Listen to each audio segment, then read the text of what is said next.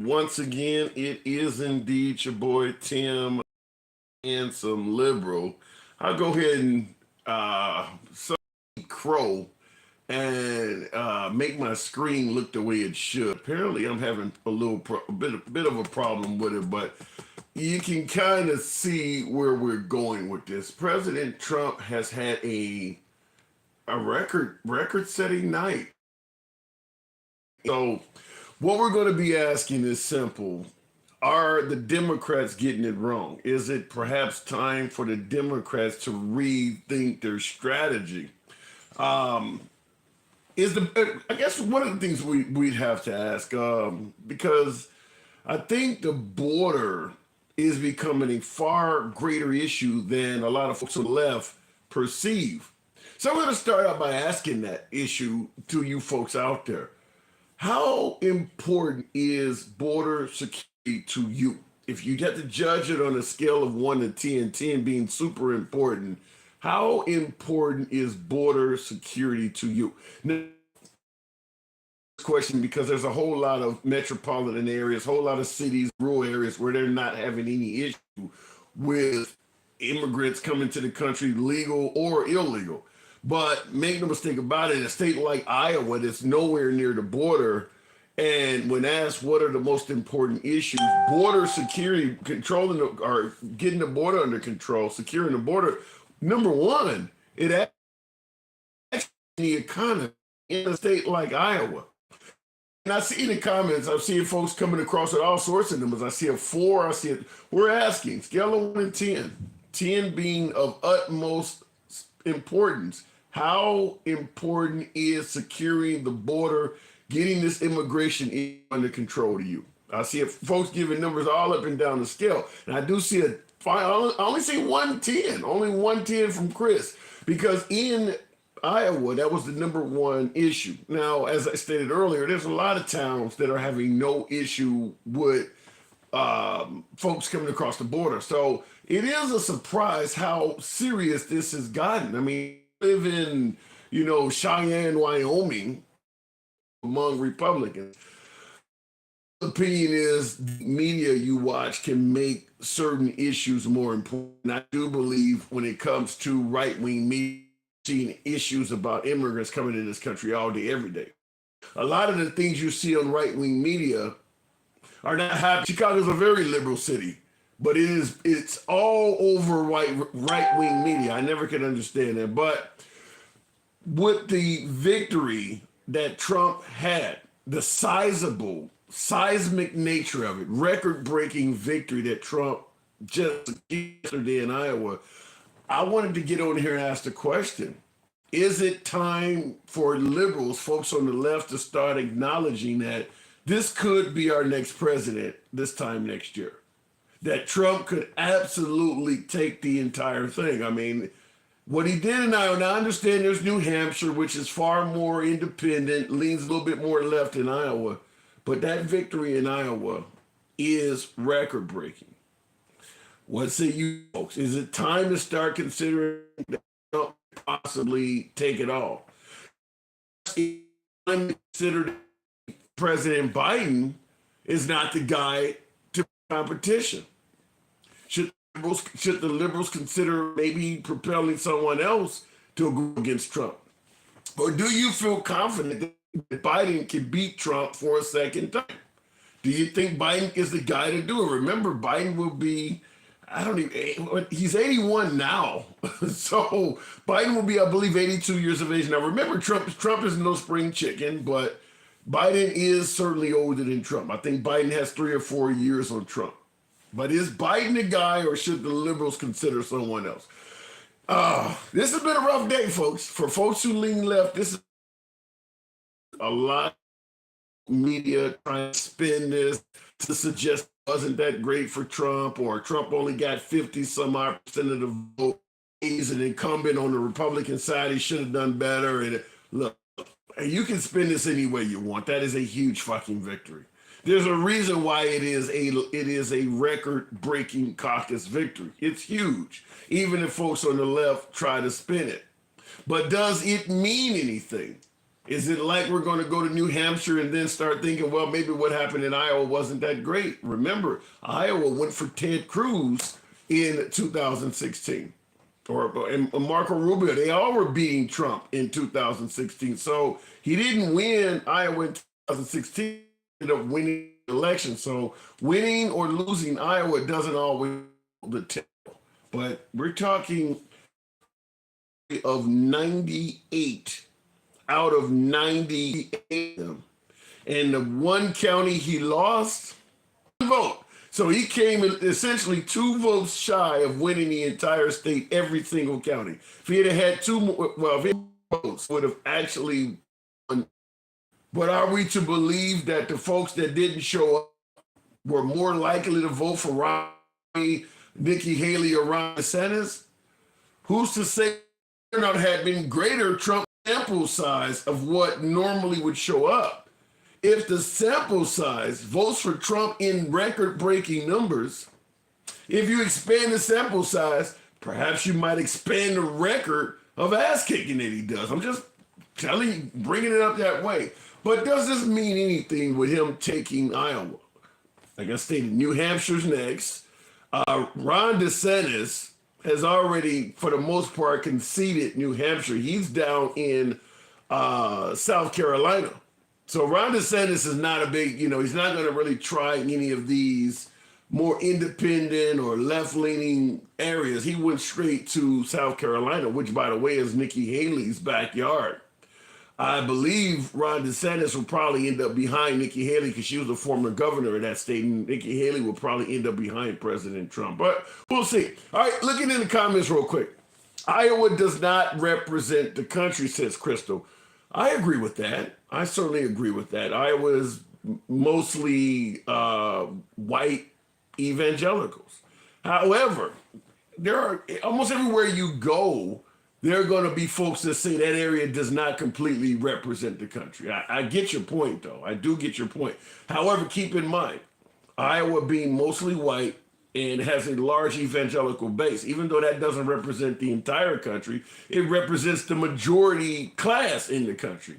Most of America's voters are white. So it does play into it a little bit, but I do get your point. Continuing on, Iowa feeds America.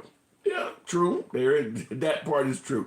The only way Biden win is by cheating. Well, then how did he win in 2020? And I know what your answer is going to be. Going straight to the box. I do appreciate you folks that are tuning in this late night live. We'll go straight to FSU. Good afternoon and welcome to the program. FSU, if it lets you bring it up. I've been having some trouble with the box, but we'll see what happens. Trump broke a record when he got the most votes as an incumbent president, but he still lost. That is true. That is a good way of looking at it. He won 51%, but he lost 49% of his own people.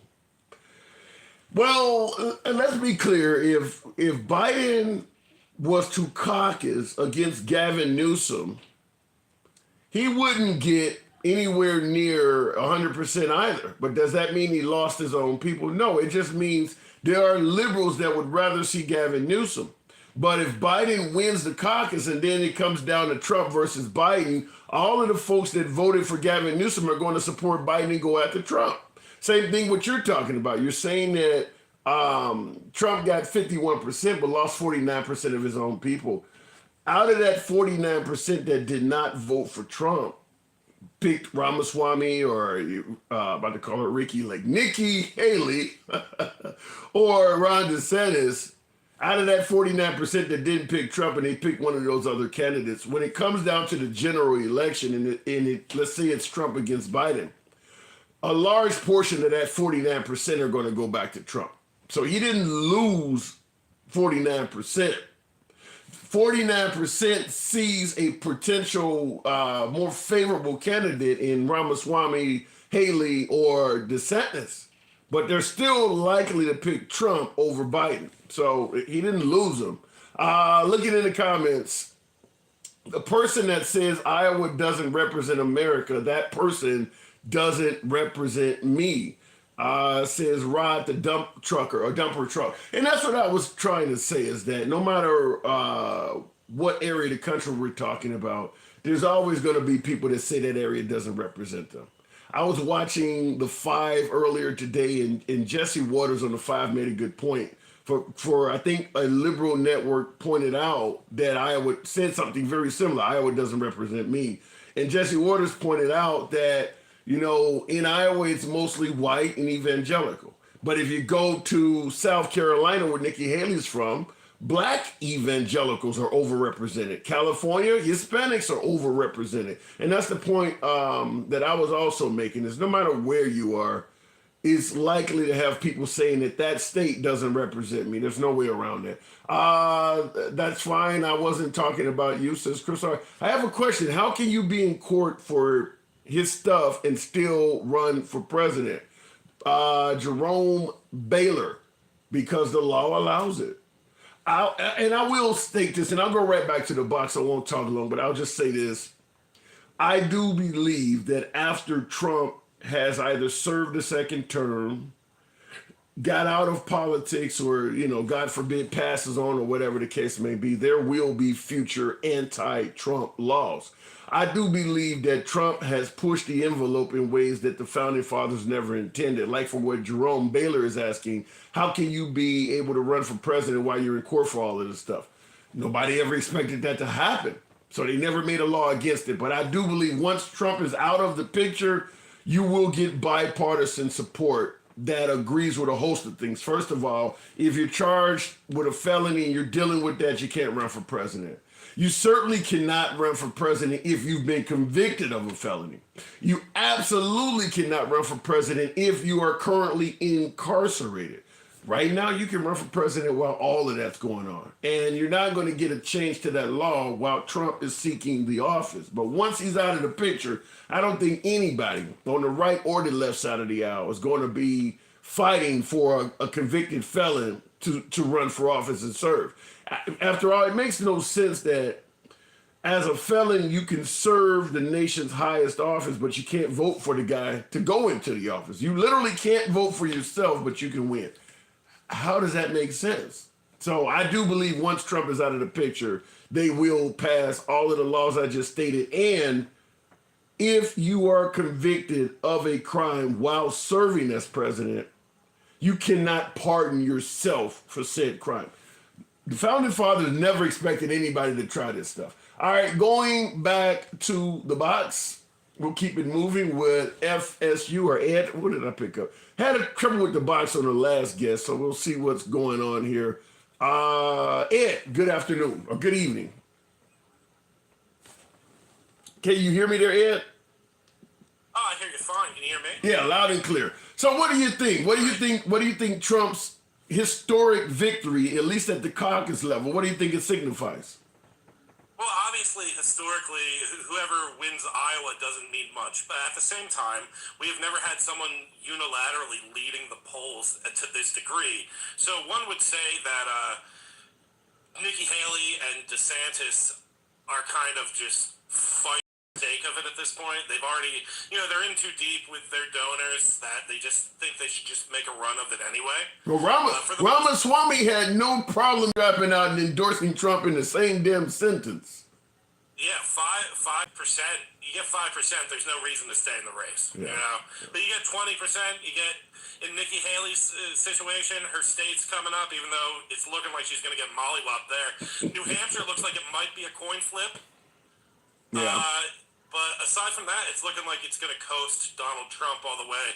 Obviously, the turnout wasn't great. Also, it was negative 30 degrees in Iowa. So, and people on the left, if 700,000 people showed up and they all voted the same for Trump, they would have said, these idiots are going out in negative 30 degree to vote for Trump. And when not enough people show up, they go, look, no one even likes Trump. No one even showed up. Yeah, that's kind of the way I open the program. No matter what side of the aisle you're on, you can't spin this and suggest this wasn't a historic night for Trump. It was a very good night, even with the lower turnout. Considering how many folks among that lower turnout voted for Trump, if you had a higher turnout, most likely he would have just got more votes. Yeah. No, yeah, that's the way that I would look at it. And as far as what you said right when I got here about the Trump laws in the future. I think that Trump's polling right now, particularly with independents, proves that whether or not this is true, mileage may vary on how you view his court cases. Many people have believed the framing that this is solely political. Yeah. They're solely going after Trump for political reasons.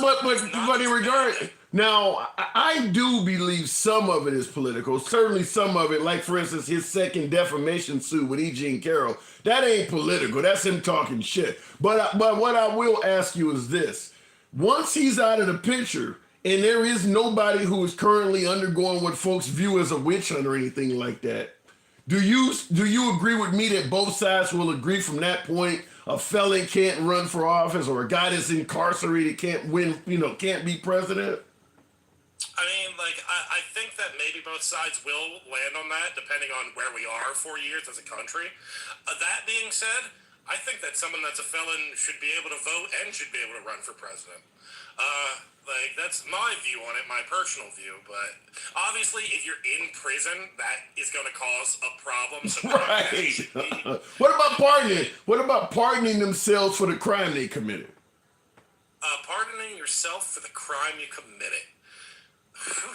Why is it? Okay, I'll never censor you. I'm glad to have you on the program. Why are you hesitating on that? Pardoning yourself for the crime you committed. Why is there a pause on that? There's a pause on it because what if it really is a political witch hunt? What if it is? What if this was done by people like Fannie and Letitia Jackson ran on prosecuting Trump? That was in their campaign. Yeah. They're like, I'm going to prosecute this guy no matter what. If that's not politically motivated, I don't know what is. So then I have to ask you, if you see someone running for office on the grounds that they're going to incarcerate someone, how do you feel about Trump kind of promising that he was going to lock Hillary Clinton up if he won? If Trump wanted to jump on Hillary Clinton, he would have. That's true, but when he was running for office, he didn't have the power yet to do it. We know he didn't do it at the end. He didn't do it, but he was promising if he gets elected, he was going to go after Hillary Clinton and incarcerate her. I don't think that I'd have to look back at the tape. We'd have to rewind it. I don't think he ever personally said that. I know the fan base was chanting, lock her up. Okay, I don't know what just happened with hang on a second. For you folks that are on YouTube, something just happened to my feed on TikTok. So let me see if I can bring it back up. In the comments, that Trump 2024, I see that Chicky Chops. I don't know what just happened with TikTok. So I'll see if I can bring it back up. Resume. Let's see what happens here. Okay. We had about 100 and some odd people. Okay, play the clip. He said it all the time. Okay, now let me know if you guys can hear me. I don't know what the hell just happened, but the live went down. Let me know if you can hear me, and we will continue. Okay. All right, Ed, can you hear me? Hey, you're back. Ed. You're back? Yeah, can you hear me? Okay, cool. You froze. You have a stroke or something? I don't know. Maybe it's my internet connection. That crazy, did I? No. I didn't say it. You already know I don't ban block or say you're never going to say anything crazy enough to get the handsome liver off. But what I want to ask you though, so you're kind of hesitant on allowing the president to pardon himself or not. You do believe there's room to allow the president to pardon himself. I think that if this country was ran in a way that it wasn't at right now, it would be a strong no. The president shouldn't be able to pardon himself. I think it's pretty clear. I think it's pretty common sense. I think in this particular situation, where it could be a political witch hunt, I would support the president in trying to let himself off on it. I really would. Here's where I have a problem is that I hear Trump suggesting that it's a witch hunt and suggesting that it's political. And I do believe some of the charges that they're pursuing Trump on are political in nature. I don't think he's innocent, But I do believe if he was a more personable individual, he may not be up on some of these charges. Kind of like if you piss off a cop, they may give you tickets for things they normally would not have given you a ticket for. But that doesn't mean it's not an actual violation. Like in Trump's case, you think all 91 things they're charging him with, he's innocent of all of that stuff?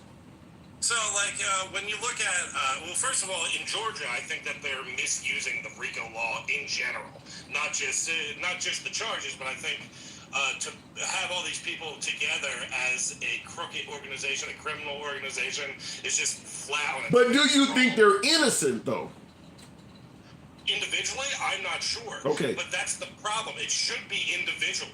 All right. Like these should be put together as individual cases. So whatever they're charging Trump with in Georgia on his own merits as being someone being charged, maybe they have a case, maybe they don't. But since it's in a RICO law that's being misused, in my estimation, I don't even know what he's really being charged. Well, let me give you some. Well, in regards to the folks of the RICO Act, they're all being charged for attempting to cooperate together and steal the electoral votes from Georgia. That's what the whole fake elector thing is about. So they work when they say RICO, racketeering. I forget what it is, a criminal organization. I forget what the I stands for, but the issue is they were working in concert. All of those fake electors to present themselves as authorized to do something in regards to the election in that state that they were not authorized to do.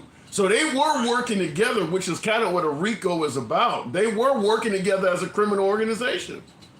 Right, but to say these things would be to say that Donald Trump himself was the one barking the orders. He's not, but wait, Trump is not being charged with RICO, I don't think. He is. He's a part of the RICO. Okay, all right. That's why. All right. Yeah, that's the thing. And then, in New York, this is something that. Wait, hold on, hang on. We'll continue, but I don't want to go to New York. Just let's stay in Georgia for a minute. In regards to Trump it not being part of the RICO, the problem is Mark Meadows has taken an immunity deal. We can't say he's innocent until we hear what the man has to say. Some of his own administration officials are taking immunity. So let's see what comes out in court before we convict or exonerate him. I think that's fair. Okay. And honestly, I'm not sure if Georgia is even going to get done before the election. So there's a weird thing. What if Donald Trump wins the election and then he's found guilty while in office? That's why you shouldn't be able to run while you got exactly. Like for instance, let me ask you this question. If you had your own small business, let's say you had a hardware store or something like that, and somebody applied for a job and they told you, listen, I don't have any criminal convictions, but I do have 4 different jurisdictions charging me with felonies. None of them are convictions yet, though. Would that affect your decision to hire them or not? Of course. I mean, personally, I don't think someone should be forced to divulge those things within job interviews. But yes, of course, I would be affected with those things. I don't believe that people, especially people who haven't even gotten a chance to pay their debt to society, should have that held against them. That being said, with Georgia on the whole, even if he is found guilty, because that's a state case, as of right now in the polls, he's up by 7%. Brian Kemp is a Republican. Georgia, by all means, loves Donald Trump, at least the part that votes for him. They're deeply, and so I assume he would be immediately pardoned by the governor. No, the governor, and that's the problem. The governor cannot do it. The law in their state doesn't allow the governor to do it. And by the way, Trump said, and by the way, I didn't know. Yeah, remember, the governor of Georgia is the find me 11,000 votes guy, and Trump has said some really bad things about Governor Kemp down here in Georgia. So if there was a desire to pardon him, Yes. Yeah. But that's the thing.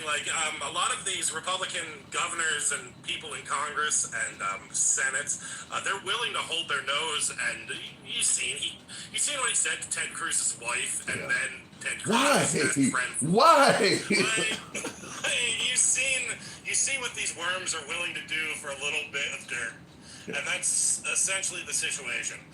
So, I have no respect for a lot of politicians. I do have to move it on, but I want to ask you one last question since we mentioned Georgia. Let's say he does become president and the case in Georgia, because it's a state case, continues, and they do find him guilty, and he gets sentenced. In your opinion, should he be taken from the White House? If they find him guilty in Georgia, like I said, his own administration officials, like Mark Meadows, is going to testify under an immunity deal. So if evidence comes out and he is found guilty in the state of Georgia, which comes with prison time likely, do you believe he should be removed from office? It's such a crazy question. Okay, first of all, right off the bat, I'm going to say no if it's up to me. But Why? What's important is that when this election happens, if Donald Trump wins, which I think he will, the Republicans may very well lose the House and the Senate. So they could just impeach him. Even if he wins, even if he's found innocent in Georgia, they might just be able to impeach him. But why? Wait. Why would you not? If he's found guilty of a crime and he's sentenced to prison, you're saying you would leave him in office. Why wouldn't you want him removed? Like I said, I need to know what he was actually found guilty of, why he was charged of it, and what they actually found. So, I don't want to say a unilateral. It's just I'm not. Not enough has come out about the case itself for me to give you a genuine answer. I think that's the fairest I can answer right now. Okay, I do got to move it on. That's it. Appreciate you coming in here. Thanks for having me up, man. Absolute good conversation. Now I will say this: if any of us were found guilty of a felony, you think you would be allowed to stay at your job? I mean, the feds come to your job and implore, look, we still need him here. You can't take him to jail. I don't know what else to say. All right, looking in the comments, by the way, tap the screen. We only got a little bit less than a couple hundred of you in here for this late night live, but Trump had a huge day in Iowa. So I wanted to come on and talk to you folks. I was a little bit busy today. What does his victory mean? I mean, that's a strong victory. I know a lot of folks suggest he cannot win the general election. Chris Christie among them, but where is Chris Christie now? Hanging out with Vivek Ramaswamy. Now, real quick before I go back to the box, Nikki Haley is suggesting that the only people she'll debate going forward will either be Trump or Biden. Should Trump debate Nikki Haley, in your opinion? Should he debate any of the remaining Republican contenders, which is only DeSantis and Nikki Haley herself? Should Trump get involved in a debate with Nikki Haley or Ron DeSantis? Nikki Haley is not relevant, says Brownsbacker. Yikes. All right, let's keep it moving. I don't know what happened on my, trying to bring up, let me try it again. Yes, debate is necessary. Gwendolyn, I kind of side with you, but let's see. Purple Lion, good afternoon, good evening. Good evening, sir. How you doing today? It's a pleasure. So what does Trump's record-breaking victory mean to you? It doesn't mean much because there was such a low turnout. You had such a minor turnout because of the weather conditions. It's too hard to just go off those numbers. So what are you suggesting, that if the turnout had been greater, it would have been more Vivek Ramaswamy and Nikki Haley supporters? It could be. So wouldn't that, but considering the large margin that Trump won by, if there was better weather and a larger turnout and that they would have voted for some of them other people as we're discussing, would that not say that Trump supporters are far more passionate and invested in this? Of course, they've been passionate ever since he lost the election. Yeah. So that passion's going to drive him a little bit stronger than it would a Haley or DeSantis voter. Okay, so let's assume that Trump's competition in the general election is Joe Biden. Do you see the same come out in below zero weather passion for Joe Biden? Oh no, he's already got a poor ratings with the Democrats as it is. They're not enthused with him whatsoever. So bad weather would actually hurt him, especially a third-party candidate will especially hurt him. Yeah. So what do you think come November? You think that Biden could beat him again? I would say Trump is probably going to be a little bit ahead because Biden enthusiasm is so low. Wow. I mean, unless something comes around with the economy that changes people's hearts or people's wallets, he's got a very high hill to climb. But wait a minute, I want to. Age discrimination. Okay, yeah, but the age is not helping them. But in regards to the economy, do you see, like, okay, we know what the economy was like during the Trump years. Okay, we've seen the economy now we've had 3+ years of Biden.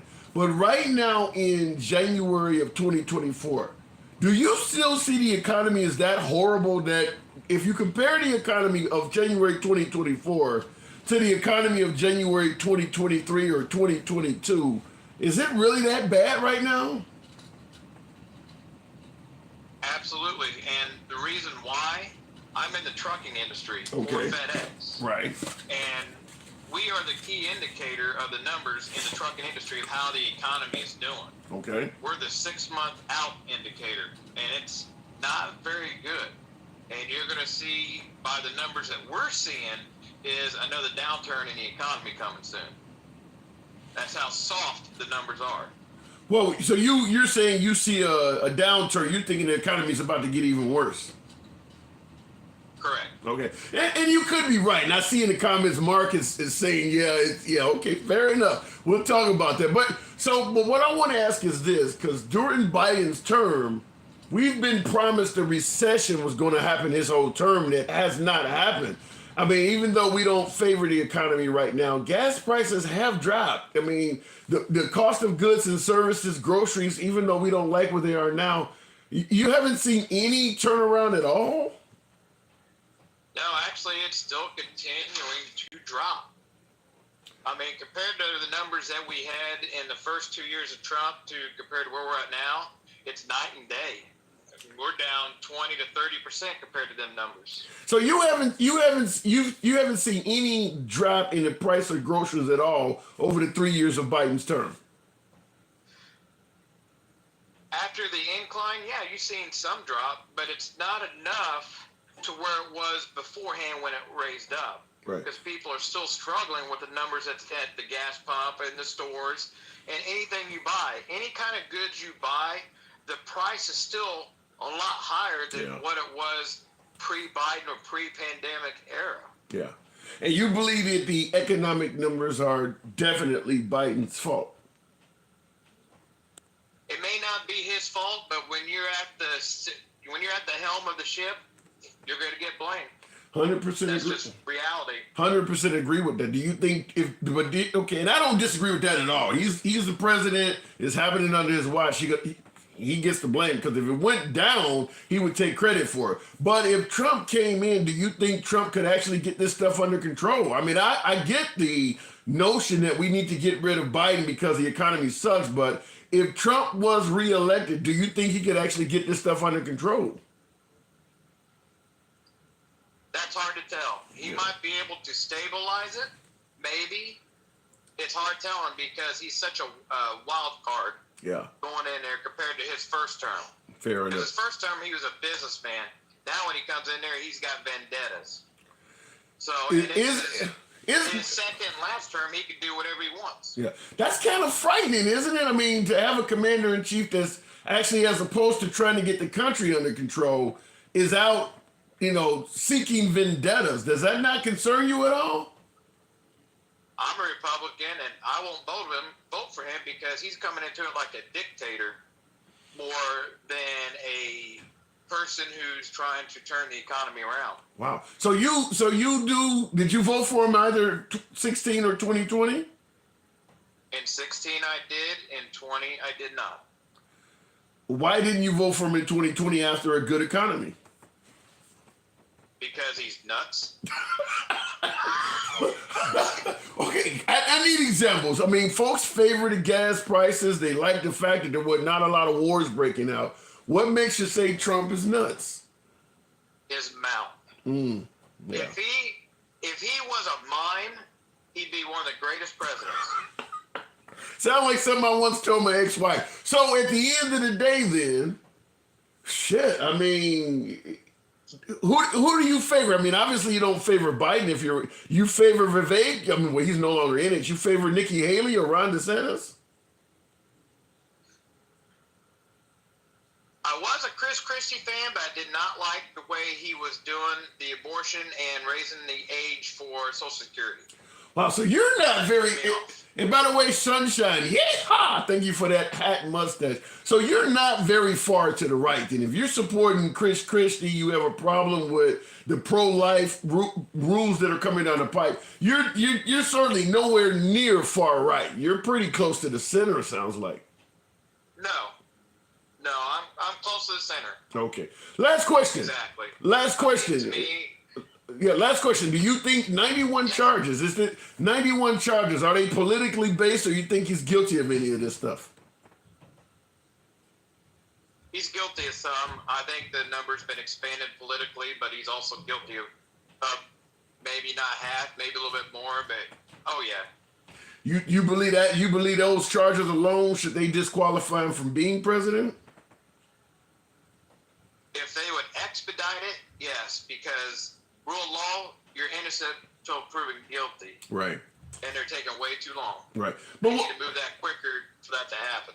what about the notion that you're being, like what I asked my last caller, if you're hiring somebody, even though they don't have any convictions, but they got 91 felonies from different departments that have charged them, what about the notion that even if he's not convicted, you're being charged with all of this stuff, which means you could get convicted while you're in office? You don't think that should disqualify him until he's actually convicted, though? Until he's convicted. Because anybody can claim something against you until you're convicted. You're innocent until proven guilty. And if you're proven guilty, yes, get out of office. All right. Fair enough. Appreciate you coming on. I do got to move it on Purple Lion. Not too far to the right. Hearing from you, man. You're great. I appreciate it. Thank you. Thank you. Have a good evening. Talk to you anytime. You too, sir. Oh, appreciate it. Now, looking in the comments, no, the charges are brought. Most politicians have and do worse. Worse. Define worse. Give me something worse that I like to know that. Looking in the comments, Fancy Prancy, an old friend of the program. Teachers don't lose their jobs due to arrest. Yeah, you can. Depends on the arrest. If you are charged with DUI, for instance, and there are videos online of teachers being taken out of the school because they were actually in class drunk, they are not guilty at the time they are arrested, but they get fired. They get fired right away. You can be terminated without a conviction. So you're saying teachers don't lose their jobs to arrest? Yeah, if you are a cop and your spouse gets a domestic violence order against you, you could potentially lose your job because you can't even own a firearm in some states. I mean, there's a ton of jobs you can lose without the conviction simply based off the arrest. And the one I just mentioned, domestic violence, oh man, you can have a whole lot of bad things done to you off of a domestic violence claim with no actual conviction. The minute you get a domestic violence order against you, which doesn't mean you did anything criminally wrong, you can have all kinds of rights and privileges and freedoms taken away from you. So it can happen. Looking in the comments, they would never give Obama a pass the way they give Trump. Depending on your definition of they, but I do agree that, I don't even know if Bush or other, I think the support, the passion for Trump is unrivaled. I don't think there's hardly, in fact, if President Trump, something happened to him, he passed away or he got out of politics, I don't know anybody on the right that could get the same passion as Trump. So he is something that is not, he has not been matched, at least in my lifetime. I don't know anybody that folks have that same passion for. I know of a cop that shot his wife. She survived. He's now a detective, and they are 3 kids deep in the marriage. The detective shot his wife, and I don't quite get that. I mean, why didn't he go to jail for the shooting? That's a YouTube comment. We're running a simulcast on YouTube. Somebody was responding to what I said. Just because you do something bad doesn't mean you don't know how to do the job. True. True, in response to that, if you do something bad, that doesn't mean you don't know how to do the job, but you could become a liability. Let's say you're charged with a financial crime while working at a bank. You haven't been convicted of it, but you've been charged with it. All of a sudden, you actually do get caught stealing from the bank. You don't think the insurance company is going to ask, why would you hire somebody knowing that he's already been investigated for financial crimes? So the liability is the reason why a lot of folks will not hire you if you're charged with something. Because if something goes wrong, the first thing people are going to say, you should have knew. No different than when you hear about folks saying that judges are giving violent people a slap on the wrist and then they go out and commit a second crime. The argument is the judge should have knew this person might go out and do something. 91 charges, and you think this person is just going to be totally... I'm just simply saying, I don't think any of us would hire Trump if you didn't have the same passion for President Trump. Just on paper, you didn't know who the person was. I'm just going to give you a John Doe, and they describe the person, and then they tell you, well, he also has 91 different charges. I think most folks, if you had a small business, you wouldn't hire that person. Now, we are giving Trump we're judging Trump differently, I get it, but just a regular person, you would not hire them if they had 91 charges. I don't think anybody, if you had a small business or if you had to send your child to daycare or something, you wouldn't trust somebody with 91 charges from multiple jurisdictions too, by the way, because we could all say, look, the sheriff had it in for me, or somebody might say that department is racist or whatever. But when it's all over the damn country, you have multiple different jurisdictions coming after you. It's hard to, it changes a little bit. But let me go back to the box. Like I said, I do believe we're giving Trump a higher, we're raising the bar for Trump. We're actually lowering the bar for Trump. We're giving Trump an easier path to jump over the bar that you wouldn't treat an average citizen like that. I don't think an average citizen that has been charged 91 times in multiple jurisdictions would have an easy time convincing you that it's all a witch hunt and they're making it up. I think it would be hard to convince most people that that's the case. FSU, good afternoon. Welcome to the program. Come on, handsome. You know these charges are bogus. Hang on a second, FSU, and good evening to you. PD, in regards to suggesting the charges against Trump are bogus, they may be. They absolutely may be. I certainly believe some of them may be political. But to counter your point, I will say this. I don't believe in convicting the man or exonerating the man until we see what actually comes out in court. If you have already convicted Trump before hearing the court cases, I think that's wrong. If you're MAGA, you understand, on my beloved MAGA on the right side of the aisle, if you're already saying he's innocent and everything, you're equally as biased. You're just doing it in favor of Trump. Mark Meadows has taken an immunity deal. I mean, I want to hear what the guy has to say. I'm not going to dismiss everybody that testifies against Trump before hearing what they have to say. That would be almost cult-like bias. I believe Trump and everybody else that says anything negative against him, I don't trust him. That's almost cult-like. I need to hear what the people have to say. They may have him on audio saying some shit. You don't know. So you can't say that all the charges are against Trump are bogus until you hear what comes out in court. FSU, good evening. How are you, Tim? I'm doing good. Trump won big yesterday. What do you think it says? He did. Congratulations to him. It means absolutely nothing. I mean, look. I won't even go as far as the turnout. It was, what did they say? 55,000 people voted. Yeah, just put it into context. Pete Buttigieg won in 2020, right? Yeah. I think.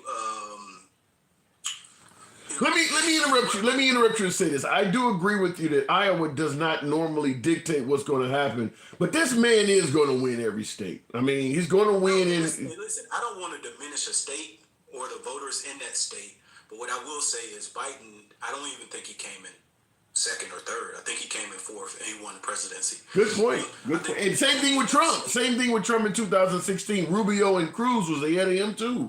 Good point. Exactly. So why are we changing the goal line and saying, oh, since Trump won, this is some type of indicator? I think the indicators are the midterm elections. I think the indicator is what happened in 2020. Listen, Trump supporters, they see a campaign rally size, and they project that into, hey, we have more support than the Democrats that support Biden. Look, the truth is, I would never go to a caucus. I would never go to a campaign rally, and I vote every opportunity I get. And I think most Democrats, I think most people in general haven't gone to a campaign rally. It's like people who have bumper stickers on their cars. You see those people, and you think they're the majority just because their cars. Yeah, I mean, I get your point, and I will confess to being a nerd. I mean, I've been to Trump rallies, I've been to Obama rallies. I was going to go to Ron DeSantis the other day. I never put a bumper. Well, I may have done that, but I get polled. I'm yeah. To diminish people that do that, it's just like when you think about it, most people don't have bumper stickers on their cars. Yeah. Most people don't go to campaign rallies. True. When it's time to vote, people show up and represent, and they actually, they go to the polls, and I just think we put a lot of emphasis on those people, the people that wear campaign swag, the people that have the yard signs. These, if you have to admit it, the people that went in 20. Well, let me say this, and I do appreciate those gifts. Yeah, I do appreciate those gifts y'all just sent. But let me just say this though. When you say they're extreme, though, I mean, the reason, even though you're right that, Iowa doesn't dictate who's going to win or whatever, the fact is he won so big here compared to previous caucuses of years past. You don't think that says anything at all?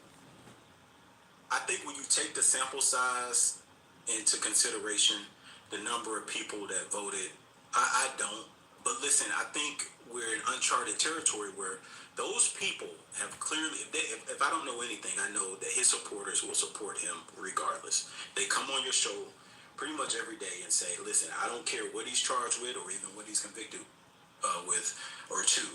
I'm going to still cast my vote for him. They're tethered to this person, this candidate, in a way that I haven't seen in my adult life. And I mean, and again, I want him to vote. I don't want him off the ballot. I think he'll lose convincingly. I think when you take into consideration the Roe v. Wade changes, the fact that women make up the majority of the voting body in our country, when you take into consideration literally every single person who was in high school in 2020, even some 8th graders, all in every 50 states is going to be voting age in 2024. Think about that. But let me say this, and I do get your point that the younger crowd is likely not to like Trump. But here's my pushback on that.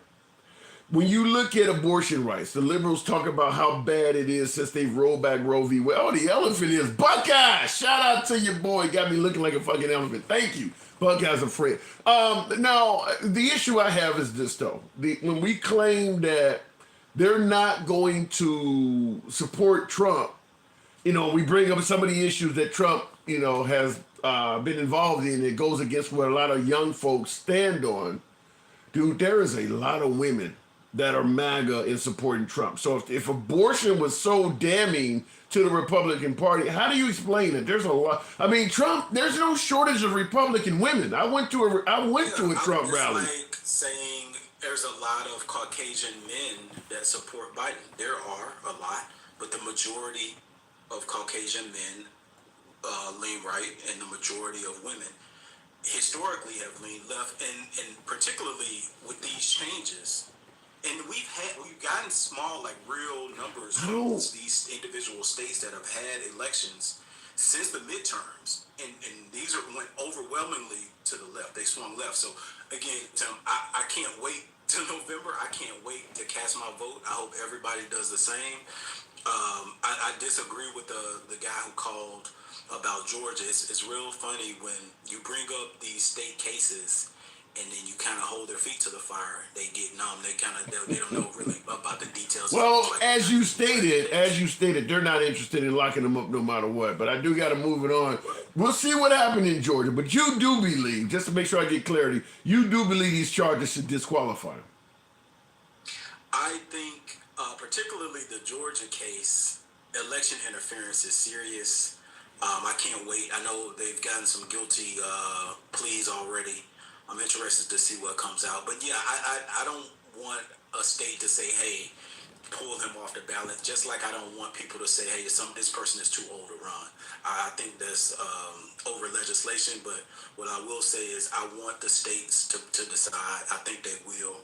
And I mean, honestly, I can't wait for the results. I know the Republican Party won't accept them, just like they did. I tend to think there may be some validity to that, yeah. Right. But I think it's one of the most, when people talk about states' rights, it's nothing more states' rights than the states running their individual elections. There's like Kemp, the governor, and every state has a state's attorney that runs their elections. And right. I think Brad Raffensperger is the guy in Georgia. And I feel like on a state level, they'll execute the elections and report the results as they should. So I think that'll happen. All right, let's see. We got like 10 months left. Appreciate it, FSU. Good convo. Yep.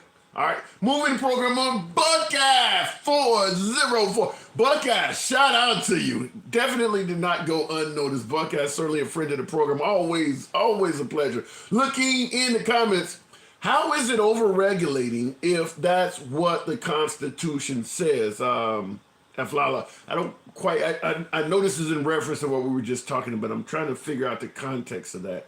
Looking in the comments, how did he win big? Andy, got your boy on ice. I don't know, but Trump may have the Democrats on ice with this big ass win. But some of you folks are disagreeing with your boy, Susie Q. Susie Q, thank you. Real quick, how did he win big? He got 50% of the votes from Republicans, which means 50% of his own people reject him. I'll go back to the box real quick, but real quick what I was saying in regards to that statement. Trump got 51% of the vote. The other 49 went to the other, Vivek Ramaswamy, Nikki Haley, and Ron DeSantis. The point I'm trying to make is, out of that group, the 49% that did not vote for Trump, if Trump becomes the next Republican nominee, which he almost certainly will, who do you think that 49% that voted for either Vivek, Haley, or DeSantis, who do you think they're more likely to vote for? That 49%, if it comes down between Trump and Biden. He didn't lose that 49%. They just felt one of those other candidates is a better leader than Trump. But if they had to choose between Trump or Biden, they're going to vote for Trump. That 49% that he didn't get, I would submit to you way over half of that would vote for Trump if it comes down to Trump versus Biden. They're not going to vote for Biden no matter what, most of them. If they didn't vote for Trump, for whatever reason, they probably would pick another independent or not vote at all. But he didn't lose that 49%. No different than if we were caucusing between Biden and, say, the likes of Gavin Newsom. Biden might not even get 50% of that shit. But if it comes down to Trump versus Biden, anybody who voted for Gavin Newsom are going to vote. They're going to vote for Biden over Trump. So you didn't lose the votes. Understand that. You didn't lose them. Looking in the comments, they are still the minority of voters. Well, we will figure that one out come November. Whatever, a win is a win, says old Ali. 100% agree with that. 100% agree with that. If Trump does not win, I believe there will be violence. Damn. Proud Boys stand by Trump. I'll go back to the box. I want to respond to that real quick. That's a pretty strong statement. If Trump doesn't win, there's going to be violence. Damn, I hate to say this, but I know my beloved MAGA may actually agree with this shit. I actually think it could be more likely the other way around. And I'll tell you why. If Trump doesn't win, there's going to be a lot of pissed off Republicans, no doubt. Boyle, thank you for the TikTok cap. Shout out to you. You guys are showing your boy a lot of love. I definitely appreciate that. You could also help out by tapping the screen. Get your boy likes up to around 30,000. That doesn't cost anything. I do appreciate that you guys are tuned in and certainly participating. If Trump doesn't win, there's going to be a lot of angry MAGA. Yeah! Lion, thank you. If Trump doesn't win, there's going to be a lot of angry MAGA. No doubt about that. 100% agree, Buckeye. However, I think January 6th has shown folks on the right that violence can come with a lot of incarceration. Damn, I'm not trying to compare this to Black Lives Matter at all. But the folks that are that were involved in Black Lives Matter tends not to be Republican, and they didn't pay the same price. So I'm just going to tell you this. I do believe that because Trump, when he went to have court in Miami, Andy put me under the water. That was so beautiful. Andy. I think that what happened on January 6th has shown MAGA clearly that if they get stupid, the federal government will come after them and come after them hard. I think the liberals, on the other hand, hanging out in front of Kavanaugh's house, pissed off. Nobody got arrested for that when Justice Kavanaugh became a Supreme Court. I know I'm sounding far right. I get it, but I'm just simply saying there have been things on the left that did not result in a ridiculous amount of penalties. I'm not saying that what was done on the right is necessarily inequivalent to it, but what I am saying is the folks on the right got a lot of punishment from the system. Many would say they deserve it, fair enough. But I don't think if Trump loses, they're going to come out and do that. Because January 6th has shown if we follow this guy criminally, we could go to prison. Because if he loses, the leader of the Oath Keepers and the leader of the Proud Boys are going to continue doing football numbers. He can't pardon him if he doesn't win. The remaining part, the folks who are, currently operating as Proud Boys and Oath Keepers and 3%ers right now, you want to join them in prison? I don't think they would do it. That's not to say that you may not have sporadic Charlottesville type violence going on in other locations, but I think, in my opinion, if the liberals lose to Trump, I think you'll see far more protests if it happens the other way around. Simply because we don't have the same history of all of these incarcerations. I mean, there's been liberal protests that have gotten violent. I don't think they have the same history. So I hate to say it that way, but I do believe it would be the other way around. Buckeye.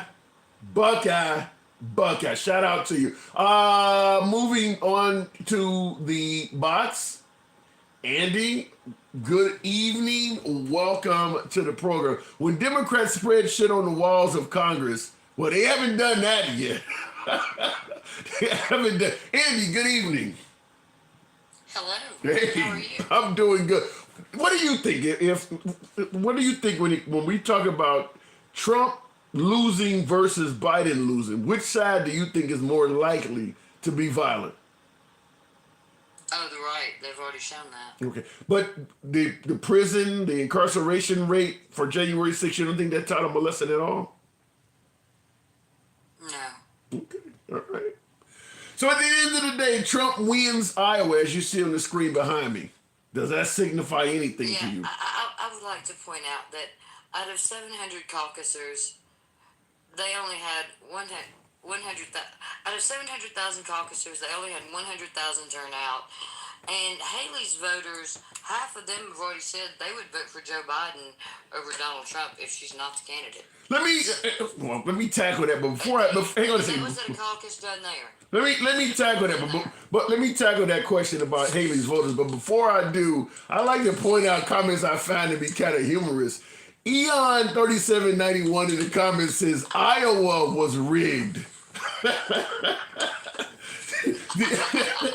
Trump won by a landslide because the Iowa election was rigged. So you do believe that Nikki Haley, the folks who voted for Nikki Haley, are unlikely to vote for Trump if it comes down to Trump versus Biden, and you believe some of her supporters will actually vote for Biden? I'm just saying the information they gathered at the Iowa caucus. That's what they said. You believe that? Well, I mean,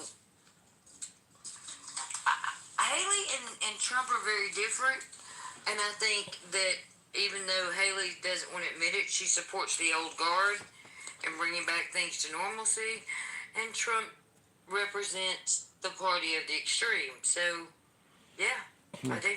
Now, I will say this. I definitely see a lot of independents, and particularly liberals, as seeing Trump as the party of the extreme. But you think Nikki Haley supporters see Trump as extreme?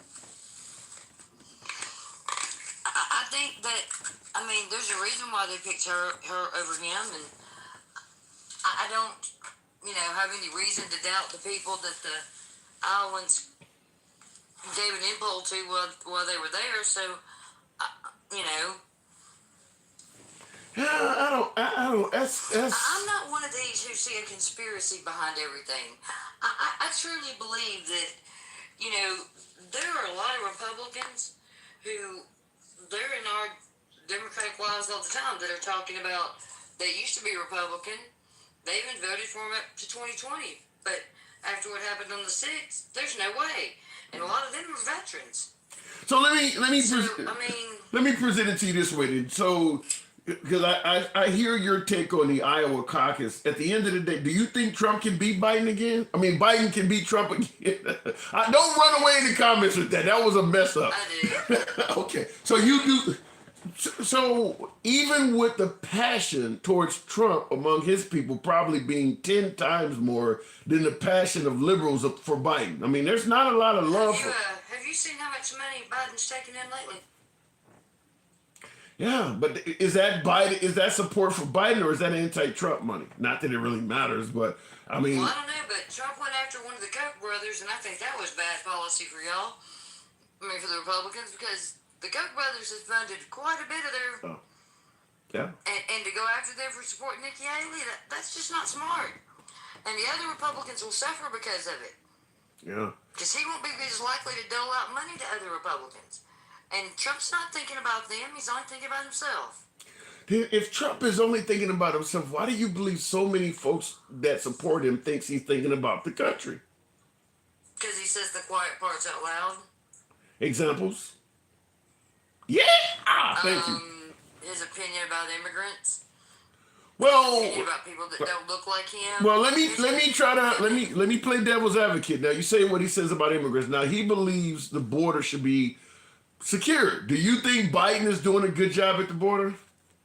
I think the border has never been open. I happen to realize the history of the border. I mean, you and I talked about it before. Reagan gave amnesty to 2.8 million people. Right. And ever since then, the border has been closed.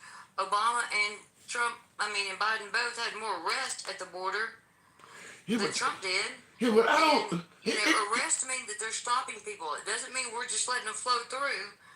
And he had more arrests for individuals and for other products coming across the border. So to say the border is open is ludicrous, and it's not something I will even entertain because I know the history of the border. They don't even know the wall has had a budget since 2009 under the Defense Act. They need to be better educated in policy so that build the wall that was already being built isn't something that they find to be so incredibly luring to them. Well, it's interesting. We're discussing the one. By the way, Brody, appreciate that TikTok cap. Thank you, Brody. In the comments, Rizma Pagan says they worried about the Indians taking their land back. Now, do you think there's a significant difference on how liberals view what's going on at the border versus Republicans? Now, this person is saying they worried about the Native Americans taking their land back. Why do you think there is? Well, I view it as this. We have a constitution for a reason, and it sets up certain, asylum seekers, once they hit this ground, are asylum seekers. And as soon as they're processed, they're not undocumented anymore. Yeah. And so this false narrative and dichotomy, especially since the border wasn't even actually closed till 1920 and enforced because that had to do with racism. I mean, it's... I don't want to give them a history lesson. I don't have all day. All right, fair enough. And I'm gonna give you a softball because I just seen this in the comments. Frank Calderon, I think it says, you, Mr. Handsome, talking about yours truly. I fit the description of the people that Trump doesn't like. I mean, is he? His daddy was arrested at 2 Triple K meetings, and that's not my biggest issue. The Republican Party is voting against women. They didn't march to give us equal rights. They have no intention of letting their boot up off our neck. And so I know Republican women that are starting to change their mind. Really? To what they saw it was Ohio that voted to legalize it, and then their government decided to take it away, even after they voted for it. Okay. Women saw that. They paid attention. So I want to run this last one by you. At the end of the day, it sounds like you feel fairly confident Trump will not be our next president. But let me ask you this. How will it happen? Do you see it happening from criminal court case stuff, or do you see it because he won't be voted in? Yes and no. And I'm sorry I interrupted you, and I meant to say that from the other day. Your thing was absolutely right. I should not have interrupted you. Don't worry. And You good. You don't worry about that. Don't worry about that. What do you think? What I think is that there are several people that said if he is convicted of January 6th on the Republican Party, they won't vote for him. More than 25%. That is true. That and is true. Since the Republicans didn't bother to watch the January 6th hearings, they aren't aware of how many other Republicans are all testifying against Donald Trump. Yeah. Mark Meadows has full immunity. You don't get full immunity if you don't know something. Yeah. Donald Trump's looking for immunity and a pardon. He's not saying he's innocent. Right. Immunity is saying, I did it, and I want to get away with it.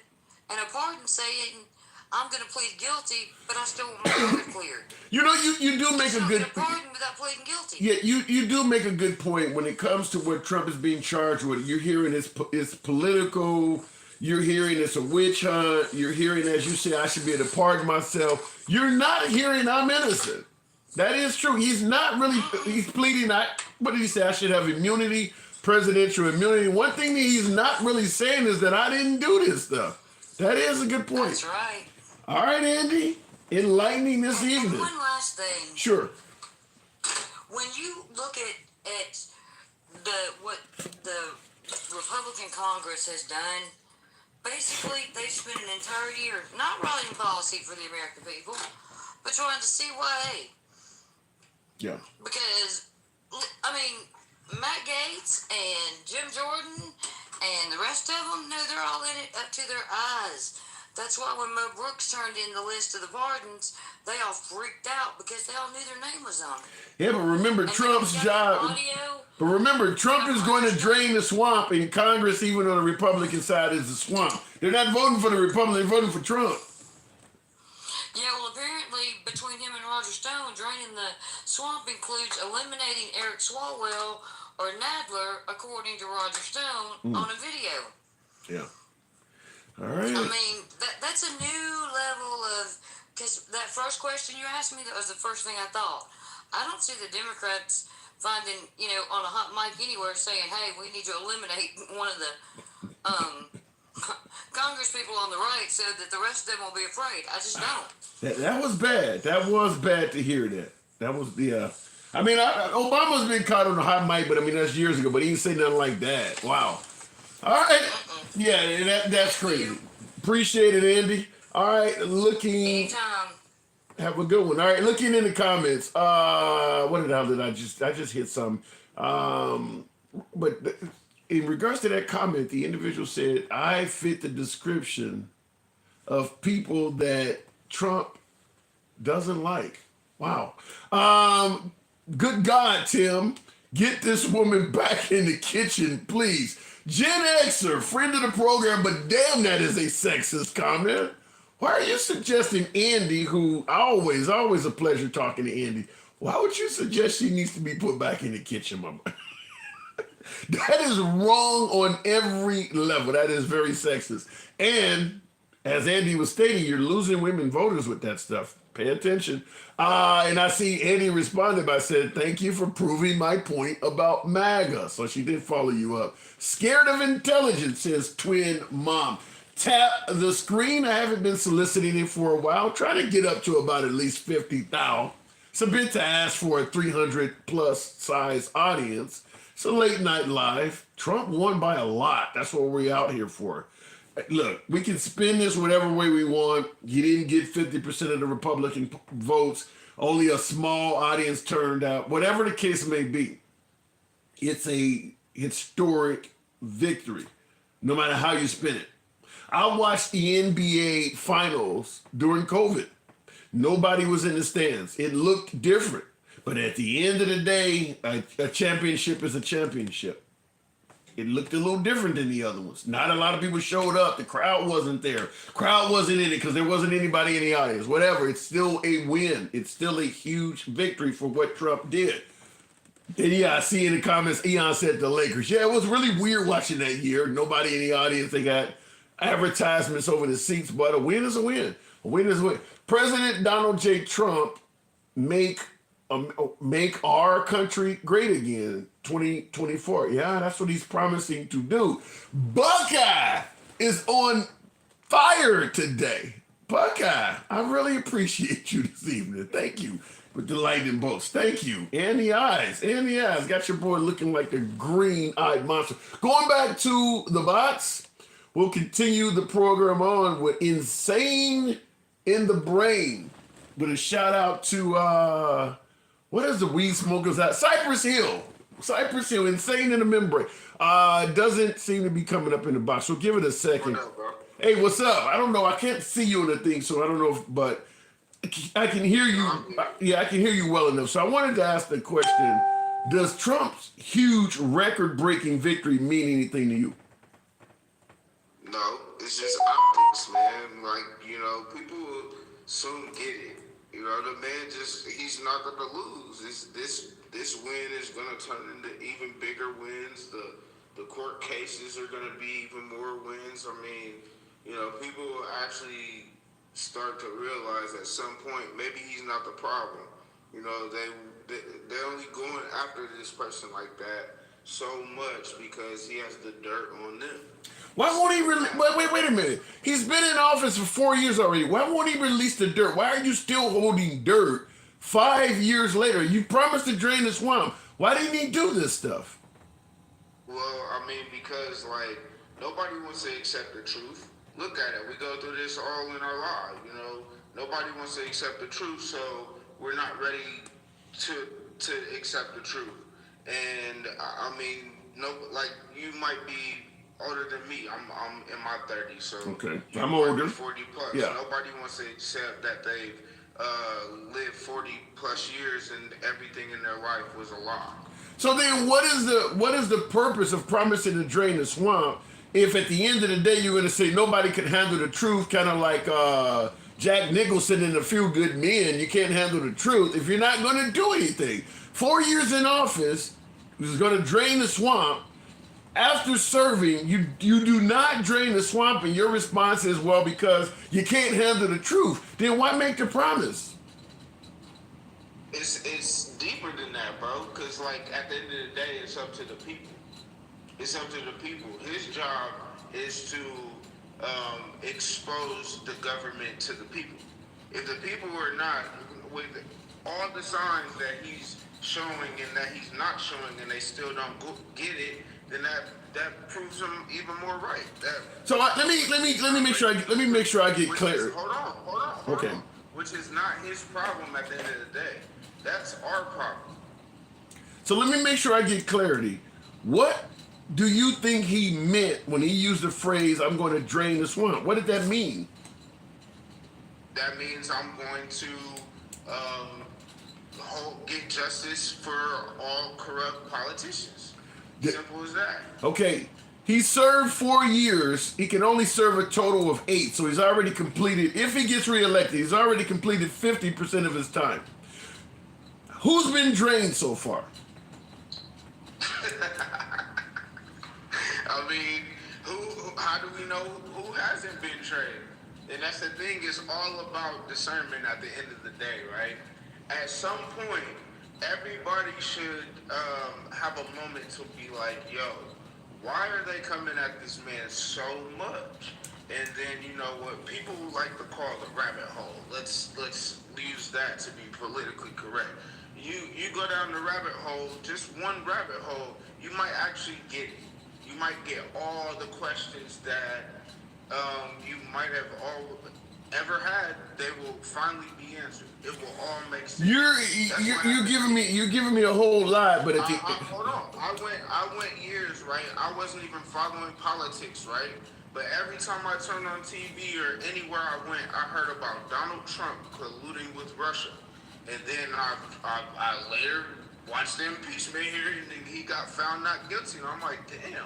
But you didn't. You're giving me a whole lot. But at the end of the day, the man promised to drain the swamp. You said it would be getting justice against corrupt officials. And when I asked you to name at least one, you don't have one name after 4 years in office? Well, that's how you took it. Like, you Okay, just took it all correct the me, way. correct me. I really didn't. Correct me. Give me the name. Well, I just said, right? He was accused of colluding with Russia, right? And then it came out, according to the dossier, that was false information. So that's treason. So whether the people whether it's announced or not that the people involved have been punished for it, I mean, people should use their discernment. Like, come on now, like that treason is probably the biggest crime, and that is some of the most highest level of treason ever committed in this country. So It's your belief is he's draining. We're going to invade a country for weapons of mass destruction, which was also a lie. That's treason.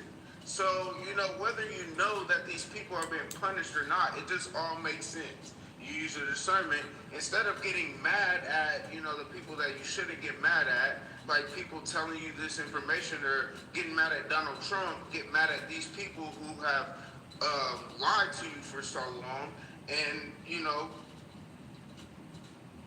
look what they've done to humanity with their lives. Okay, wait a minute. Okay, hang on. You're covering too much. Okay, when I say give me a name, your response is that treason was committed when the Russian collusion claims means that acts of treason was committed, and that there may be people who were drained behind the scenes that we don't know about. Am I getting that right? Nah, well, You're not giving me a name. You're giving me everything but actual people that's been drained. That's what I'm trying to get to the bottom of. The man promised to drain the swamp. I'm asking you to give me some names of people. Why do you need names? The names are given when they give it. Like, who told you that there was weapons of mass destruction? Colin Powell. Did that happen? No, but what does that got to do with? That's 20 years ago. What are you talking about? Because that's still treason, bro. Do you Okay, not realize how- he's dead. He is dead. What do you want to try a dead man with treason? Okay, right. So what if he got taken care of for his treason? Okay, now we're getting somewhere. So what you're suggesting is there may have been swamp creatures creating, getting involved in treason that may have been drained or taken out, as you're talking about, but it's all done in secret. So Trump may have drained the swamp, but didn't tell us anybody he drained. Is that what you're telling me? Okay, I don't know if the guest just dropped out, but I think he did, because I didn't see it on the screen, but I don't know where else to go with that. Now, I will say this. It's possible bad people could have been dealt with by the Trump administration behind the scenes. Very possible. Andy, thank you for the skates. Not to throw my last caller under the bus and buck out with the chandeliers. On point. Thank you. I will say this though. Now, it's possible that any administration could be doing things behind the scenes, but when you make a signature promise that you're going to drain the swamp, you can't do it in secrecy. This is your signature promise. The idea that someone like myself could ask a question of, give me one name, and a Trump supporter after 4 years in office can't present one single name, that should be problematic, considering Trump's number one quote is promises made, promises kept. He promised to drain the swamp.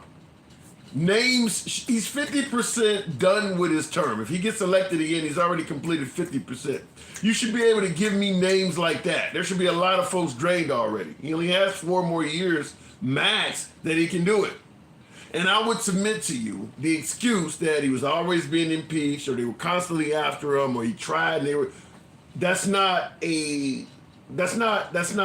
acceptable. Fact is, every president tries to meet their campaign promise. Obama tried to give us the Universal Care Act. in a much broader fashion than what we have now. Republicans shot it down. Biden tried to give us everything from tuition forgiveness to the George Floyd bill. It all got shot down. He tried. What are we handing out? Participation trophies now? You either did it or you didn't. So when Trump promised to drain the swamp, I don't want to hear that he did it in secrecy or that he exposed people, because that's not what he promised to do. You don't dial 911 to have the firemen come out and expose the fire to you. Your job is to put it out. That's what you're hired for. That is what the city employs you to do. They don't hire you to come out to people's houses and expose the fire.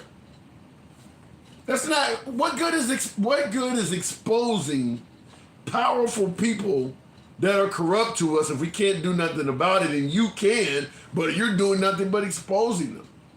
He promised to drain the swamp. Not once did he use the word expose during his campaign. Looking in the comments, had he not been harassed with trumped up charges over and over, he could have drained it. He actually showed America the corruption and woke us up. You needed Trump to wake you up to corruption? Folks were saying that the government took out Martin Luther King and John F. Kennedy when Trump was still a kid. You didn't know about corruption until Trump came along? Really? Now, in regards to the claim, that was a comment on YouTube, by the way. We have it, the program is simultaneously running on YouTube. In regards to the claim that Trump could have accomplished more if he wasn't constantly dealing with charges and all of this stuff, I don't necessarily disagree with that. My only point is that's politics. Obama could have accomplished his agenda better if he wasn't constantly dealing with resistance. So could Biden. So could Bush. What president thinks they're going to be elected with no resistance?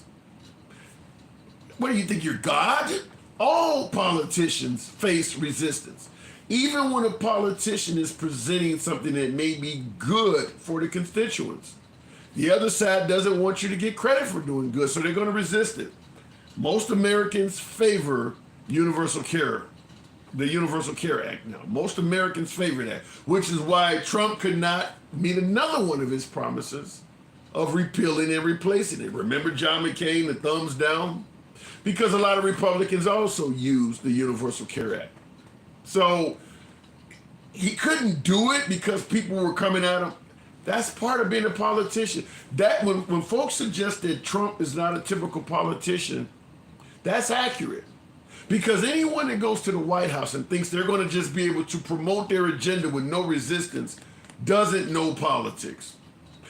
President Obama stated in his book that he told Trump, it's easy to make all these promises. Wait till you have to try to deliver on them. He was right. Going back to the box, we'll keep the program moving with, I can't even pronounce that. Low T. What does that say? I don't know what that says. We'll just bring her up. Good evening. Welcome to the program, Tam. Hi. Good evening. Good evening. So what do you think Trump's historic win in Iowa signifies? Well, as a brand new Iowan, I think honestly, and this is just my opinion, right? Someone who's coming from the East Coast.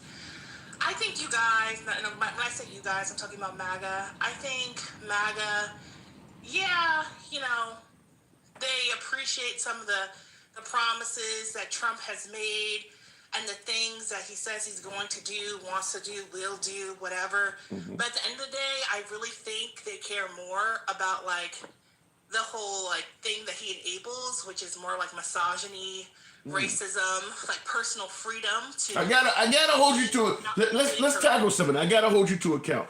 How does Trump enable? Let's start with the misogyny claim. What does Trump do to suggest he's a misogynist or promoting misogyny? Sorry, that's my white husband. That was funny though. That was really funny. We didn't need to get you. Babe, we can't say that on here. This is TikTok. Anyway. All right. Okay. Anyway, but you get what I'm trying to say. I think it's more of a personal freedom and personal liberty thing.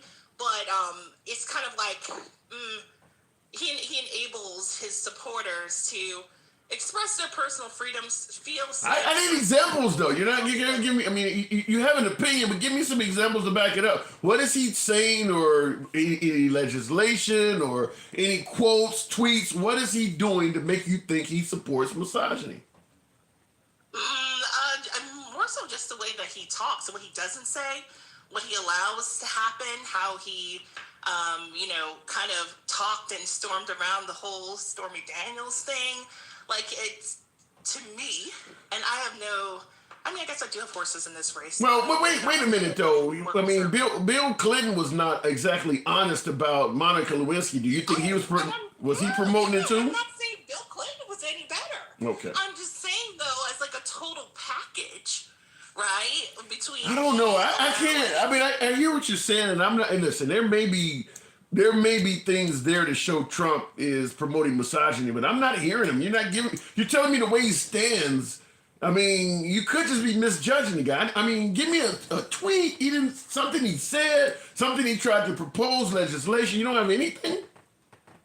Oh, I was saying more so his personal behavior. I mean, not everything has to be. Give me some behavior. Like, Give me some behavior. Give me some of his behavior. What would be misogynist in his behavior? I guess just more so the way that he talks about women. Wasn't there like a reporter that he said like, oh, she's like bleeding out of like we don't know where or something. Megyn Kelly. It's just the things that he's, the way he says and also what he doesn't say, and then how he tries to kind of play it off. Like, listen, if you want to stand on business and say Trump is going to do great for the economy, yeah, sure. I get it. I want my 401k to do great, right? No. But at the end of the day, I do think a lot of his supporters, and I'm going to say, especially here in Iowa, they might, say and stand behind the facade of like, oh yeah, he's good for the economy, good for farmers. But they really are supporting him, in my personal opinion, from the people I've spoken to, because of Misogyny and how racism. he enables you. Yeah, like that he's, he doesn't. Okay, let's go. Let's tackle the racism side. What has he done to make you think that leads you to believe he's, promoting racism? And maybe I shouldn't say racism. Maybe it's more so prejudice and microaggressions. Give me some examples. He's not. What would be a good example? I mean, the whole back in 2020, right?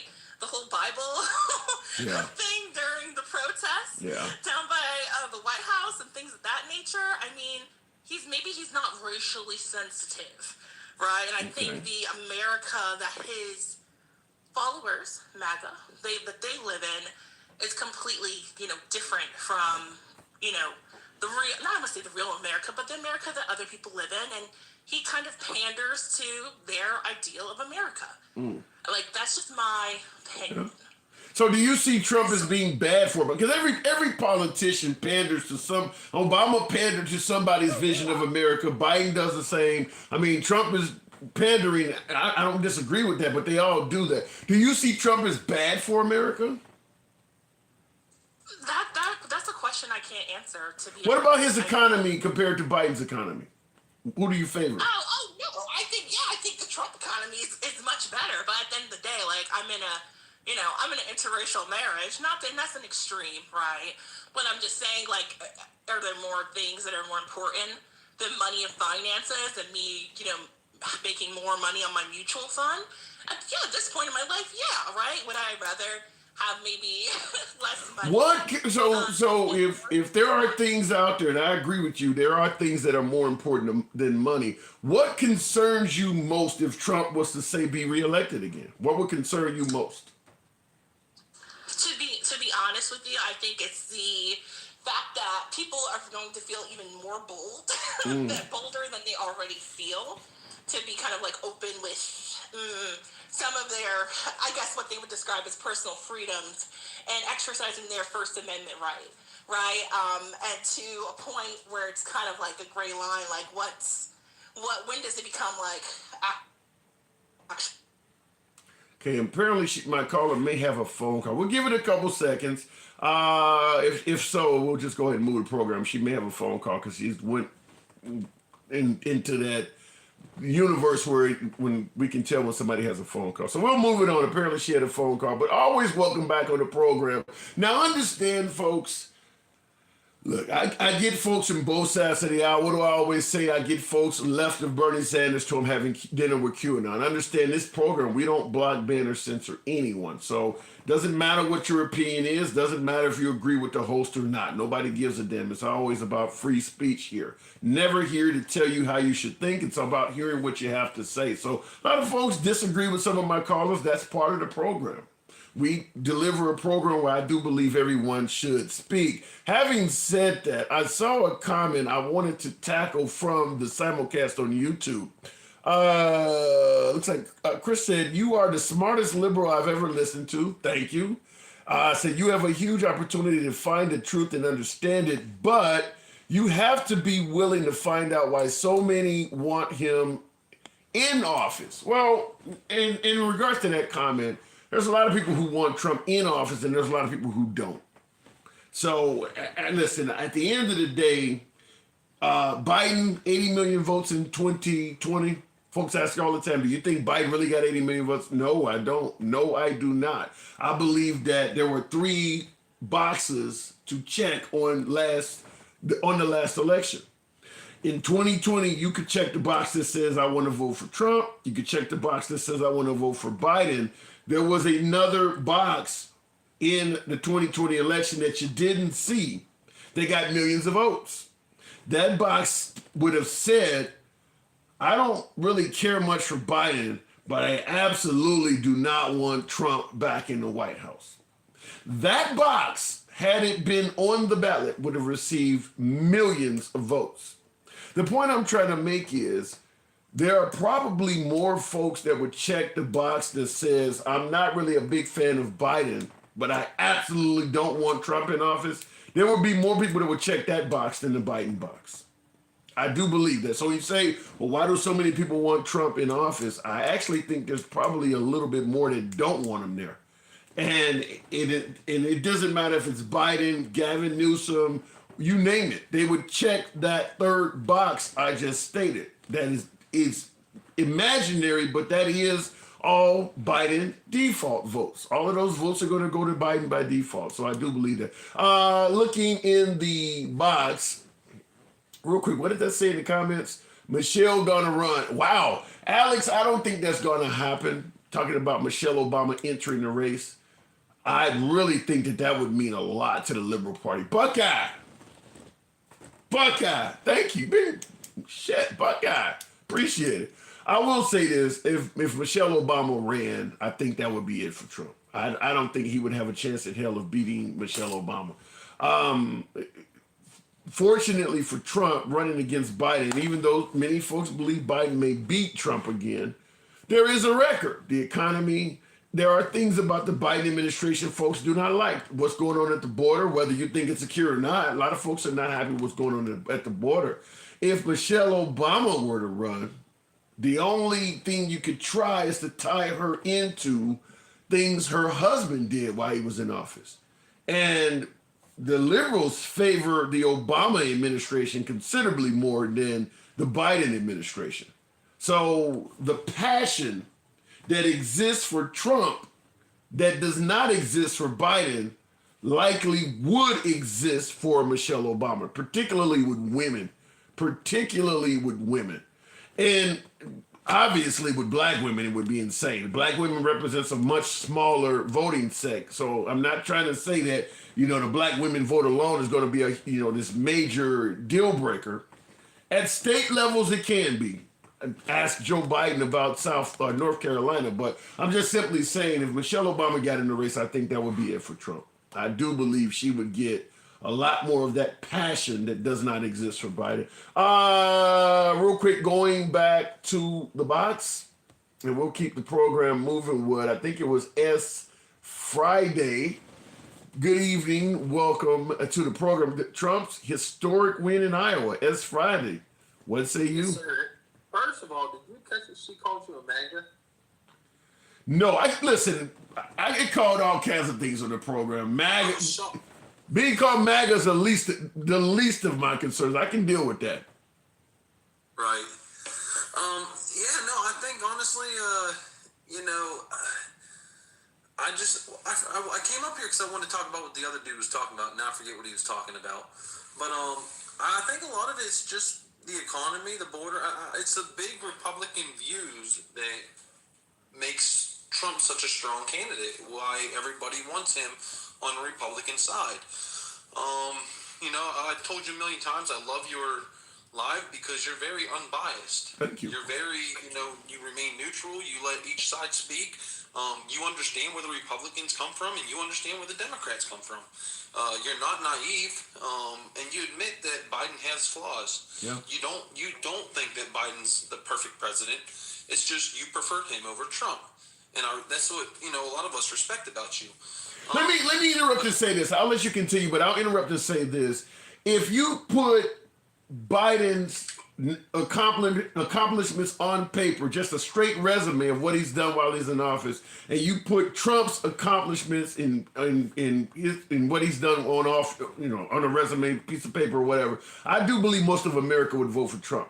I believe that the majority of hatred or dislike for President Trump has nothing to do with his policies or his legislation as president. It's the tweets, it's the insults, it's the chaos, the name calling, all of the issues orbiting around him is what's hurting him. I do believe policy for policy, Trump was a better president than Biden. But because he does not believe in closing his mouth, and his supporters believe he should be able to insult anybody he wants, I think that is his own undoing. I really do. But I'll let you go. Continue. No, and that's a great point because I agree with you, and I'm one of those people that I vote for Trump because of his policies and where he stands, not because of who he is. I don't think Trump's a great person in any way, shape, or form. That is not somebody that I would say, you know what, Mateo, with my son, you know, I would never say, Mateo, hey, I want you to grow up just to be like Trump. You would never hear those. But that never was the case. Before Trump, we never openly stated we didn't care if a president was a role model, or we don't care what a president has to say about people, or you shouldn't even pay attention to what he says, only pay attention to what he does. We have really lowered the bar in regards to our expectations. I mean, you're saying now, well, I don't even want my son to grow up like this guy. We never talked like that before Trump came along. I agree with you. I'm not disagreeing in any way, shape, or form. But right now, I just think, you know, with the issues at the border, and I think just Trump getting in and seeing how well he did with the economy, I think that people are willing to sacrifice his profession, you know, him being professional. They're willing to sacrifice that over what the country is going to get out of him. I gotta counter it, and I'll disagree from this standpoint, because a lot of folks that support Trump are just like yourself. You know, folks say, well, don't be a snowflake, or, you know, quit paying attention to the tweets and crying over tweets. Pay attention to what he does. I've said this from day one, that if Obama or Biden was president and giving you the exact same country as President Trump, same economy, you didn't have a lot of global conflicts, literally doing the same things as President Trump, but they were constantly insulting and criticizing Christians and gun owners, I don't think the right would ignore it. I think the reason MAGA, some of my beloved MAGA, and Republicans don't have a problem with Trump's insults is they're not aimed at him. That's the only reason why he's not criticizing you. But if he was constantly, you know, saying all sorts of things about Christians and gun owners, I don't think they would ignore that. Right. I can't disagree with you on that. I think that's a valid point. Yeah. And I think that, Betty, I don't understand. I'm quite baffled why folks on the right, particularly MAGA, if you think this guy has the best vision for America, why would you support all of this unnecessary stuff? I mean, is it really that important to insult people or tweets? I mean, I get it, you can't stop the guy, but do you have to applaud that stuff? I mean, if your bottom line, your retirement funds, your stocks, if that is your biggest concern, or getting the border under control, is it really important? Is it really that important to let him insult people? I mean, folks could go boo when he starts doing that, just like they did when he suggested getting vaccinated. He don't recommend that anymore. If folks booed him when he said Pocahontas or called Nikki Haley a bird brain or Ron DeSanctimonious, he would stop doing it. He's doing it because you guys are applauding it. Yeah. I can't disagree with you on that. Yeah. I mean, I don't applaud him for it, but I know what you're saying. They're, the people at his rallies, and I've never been to a Trump rally. I have, and there was a lot of that there. I was there about 3 months ago. I went to 2.5 months ago or so. I went to a Trump rally. Yeah, all of that stuff was there. Go to that? Huh? What made you go to that? You trying to vote red this year? No, I love politics. I wanted to see what the energy was about. I mean, I've been to Obama rallies. DeSantis came around. I'll go see anyone. I want to hear what the guy has to say. I lean left. I'm not going to deny that. But I wanted to see if I could feel the energy. I wanted to go in. I stood in line 4 hours, I think, 4 or 5 hours. And yeah, I mean, hey, he said a couple things that I thought were worthy of applause. And I was only about 4 or 5 rows back. Wasn't a lot of pepper in the salt, if you know what I mean. So he actually pointed at me and winked on one of the things he said. I gave him an applause. He pointed at me and winked, so he did acknowledge me. Well, you know what? It's just funny because I voted Democrat my whole life. I've been a Democrat until Trump. Well, that's not long because I was 18 when I first voted. But, I tell you what, I feel like the right's going too far right, dude. I mean, I seen it in my own state this year. I voted for Shapiro. He's a Democrat. He's our governor of Pennsylvania. Because Mastriano, or however you say his name, was just too far right. And I do feel like, Trump's right at that edge where he knows where the limits are. And I just feel like if he was any further right, I think he would lose more votes against with you. But what's going on with now? Trump himself may not be far to the right. And Joker, thank you for that purple crane. Appreciate that. Trump may not be far to the right, but he is supporting people in his policies, particularly with rolling back Roe v. Wade. He's orchestrating a country that's going further to the right. So even though he's not doing it, he's leading it. And I think it's because, I know it's because, think about it. It's you support this guy, he gets in, and what's he going to do for you when you need a vote? He's going to vote on whatever bill or whatever that going through Congress and Senate that you're going to have to eventually sign off on. So, for example, Trump's big on the border. He wants to build a wall. So he's going to vote. He's going to go and represent these governors and the congressmen and senators that are running so that he can get that vote for the border. That's just an example. And I think that he's not looking at, oh, this guy's too far right. He's looking at, oh, this guy's going to vote for XYZ, which is what I want. So he's an opportunist, like most politicians. If it doesn't matter. The problem is some folks will say that even if you are white supremacist, for instance, if you'll vote for him, he'll work with you. Some folks believe that he's an opportunist like most politicians, but he don't draw a line. As long as you'll support him, he'll work with anybody. Right. I mean, it's like looking at Israel. All these politics. What's that called? The funding, the Israel funding. What do you mean Israel? Israel fund. The ID.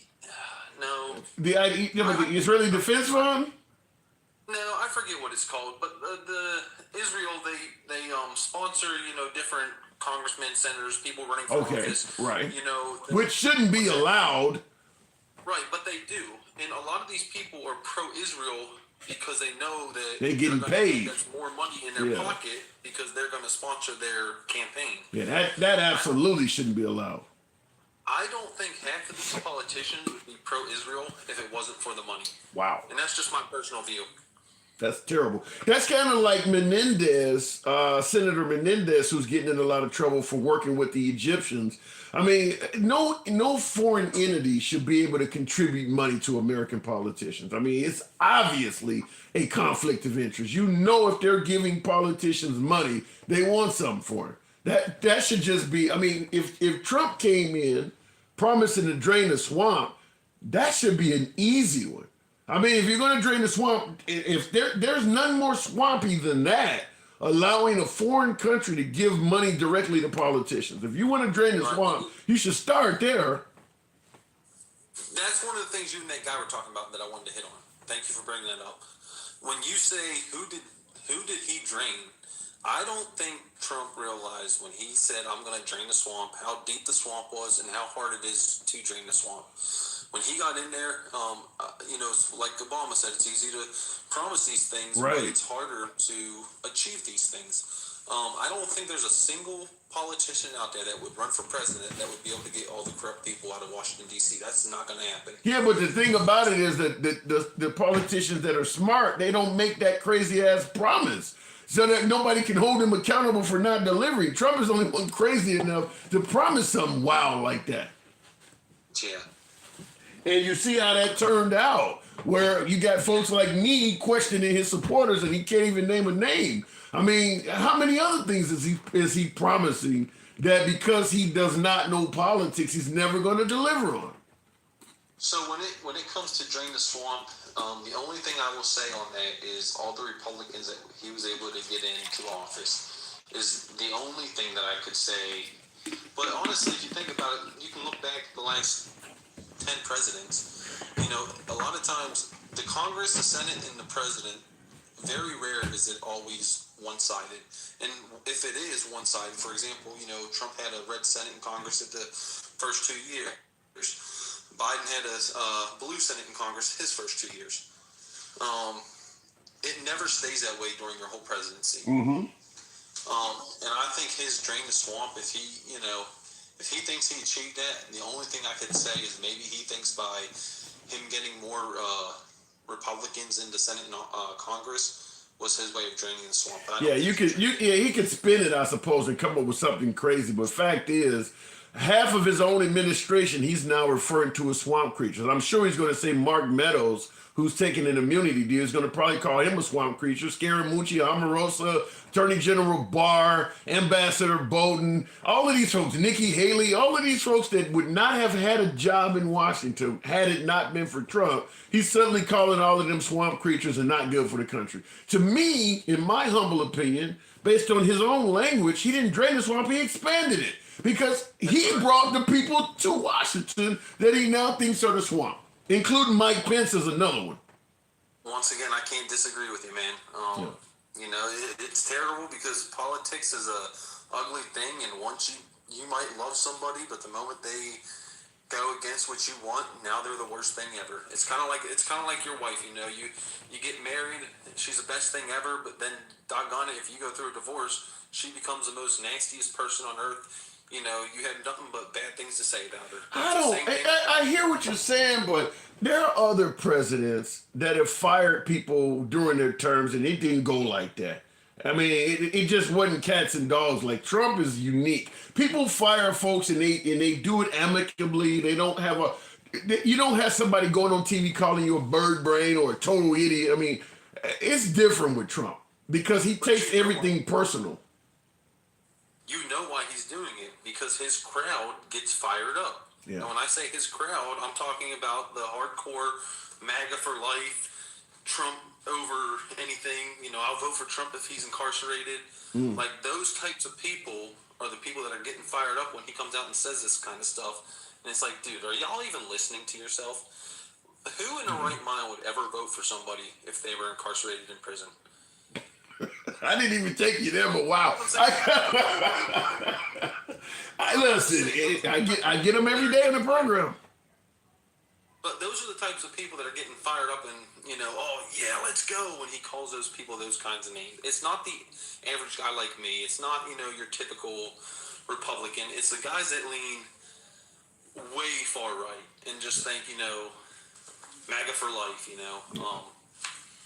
Well, when you say MAGA for life, so let me ask you that. When you said, I got to move it on, but just before I let you go, when you say MAGA for life, do you think there is any validity to the claims that people are alleging that he wants to become president and serve longer than normal? Man, no, listen, and I say this about Republicans or Democrats, no. The short answer is no, because you have a Congress and you have a Senate, and this is why I don't think that who's our president is the most important thing. I think it's more important to vote for Congress and Senate, because those are the ones that make bills, passes bills. Yes, the president who signs off on it at the end, but if you don't have a Congress and Senate that can work together and get things done, It don't matter who your president is. And something like that wild, the Senate and Congress would never let something like that happen. I would say, listen, I got to move it on, but I would think that him getting a second chance to run for office when the entire Congress and Senate were in the same building being threatened, I would never think they would let that happen either. That they were all in the same building running for their lives, and I'm talking to Republican Senate and Congress, and they're now supporting the guy.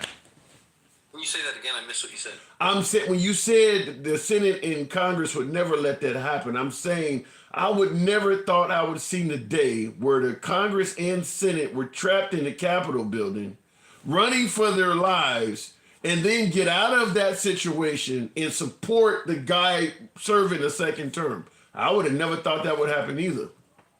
Yeah, but some of them are, I get where you're coming from, but some of them even say it wasn't that bad. They didn't say it on that day. They didn't. Right. I agree with you. I'm not disagreeing, but you got so many of them coming out now saying, "Oh, the media's over exaggerating. It wasn't that bad." But I agree with you. That day, you didn't hear them coming out saying. No, Lindsey Graham was talking about shooting him in the head. I do got to move it on, OS. Appreciate you coming through. Hey, have a great day, buddy. You too. Have a good night. All right, looking in the comments. Cut the mic. Why would I cut the mic?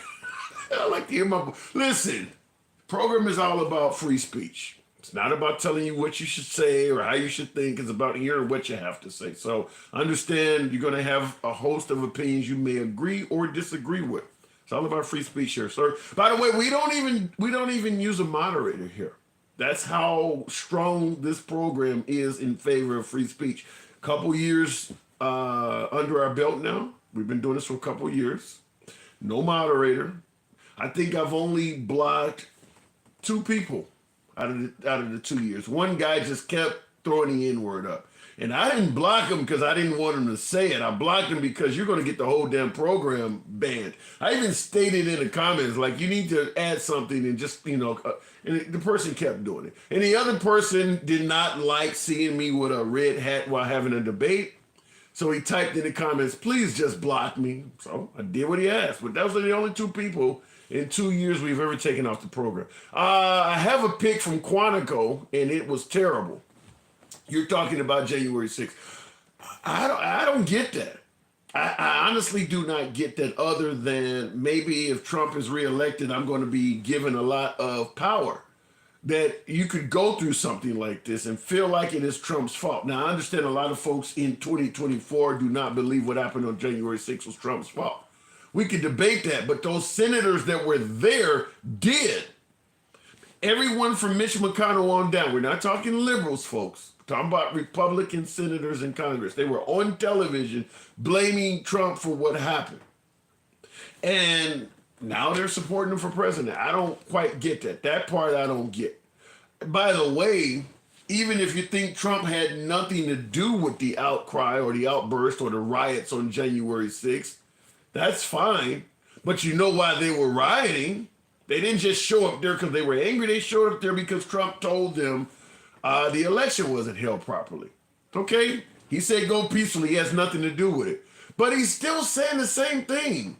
So the possibility that a second generation of a second crowd, a new generation could get angry and do the same thing is very high, because he's still saying that. It's not like he said something where he didn't mean for any violence to take place. He feels remorse that what he said led to a riot, so he's just going to chill so that doesn't happen again. No, he's still saying it. He's still saying it. So the possibility that another January 6th could happen again, and he'll say he's not at fault for that, is very high. I mean, he's still saying the same thing that pissed off the first crowd. All right, looking in the comments, what goes around comes around, says Pipe. What went around? Explain that. He sent them to the Capitol, then he said he called the National Guard on them. Here's what I'll say, and I'll go right back to the box after asking you folks, get your boy up to 60,000. Helps out the algorithm, brings in more MAGA. You know the program is, always will be MAGA friendly. That's how the program runs. MAGA are my preferred guests. Nevertheless, liberals are welcome as well. So appreciate you folks that are tapping the screen. In regards to what happened on that day, what baffles me most is the amount of passion for Stop the Steal. Keep in mind, January 6, 2021 was only 2 months and 2 days after the election had passed. Even if you think the entire thing was a fraud, you certainly, if you were there on January 6th, you certainly, within only 2 months, had not seen enough evidence to act that way. You would have to assume, yeah, Trump is certainly going to show us what happened. More evidence is going to come out to show the liberals took this. But you didn't have it on January 6th. It's too close. Investigations were still being had. Recounts were still being done. So I don't see any legitimate reason why any of them would have acted that aggressively. They solely went by what Trump said. If you had to stop any of them in that crowd on January 6th and said, what proof do you have that this election is being stolen? They wouldn't have had any. It's too early. It was too soon. They were solely going off of what Trump was saying at that point. 2 months. Whole states had not even finished some of the recounts. It's only been 2 months. Why are you here doing all of this? What proof you have that it's been stolen? They didn't have anything at that point. It was strictly because Trump told them. It's hard to deny that 2 months in. Looking at the comments, he did come across as a sore loser, and January 6th sealed his fate in that regard. Ali, I've said this before, and I'll go right back to the boxes, that if Trump doesn't win to correct his legacy, history is not going to be kind to him.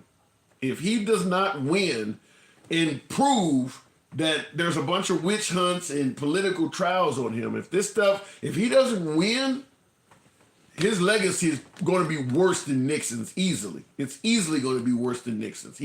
For him to secure his legacy, he has to win. Anything less, and even his children are not going to want to go around bragging that my dad was once president. Just like you don't see many of the Nixon family on television. You don't see much of anything in America named after President Nixon. Hardly anything. And I mean, for some of us, he was alive during our lifetimes.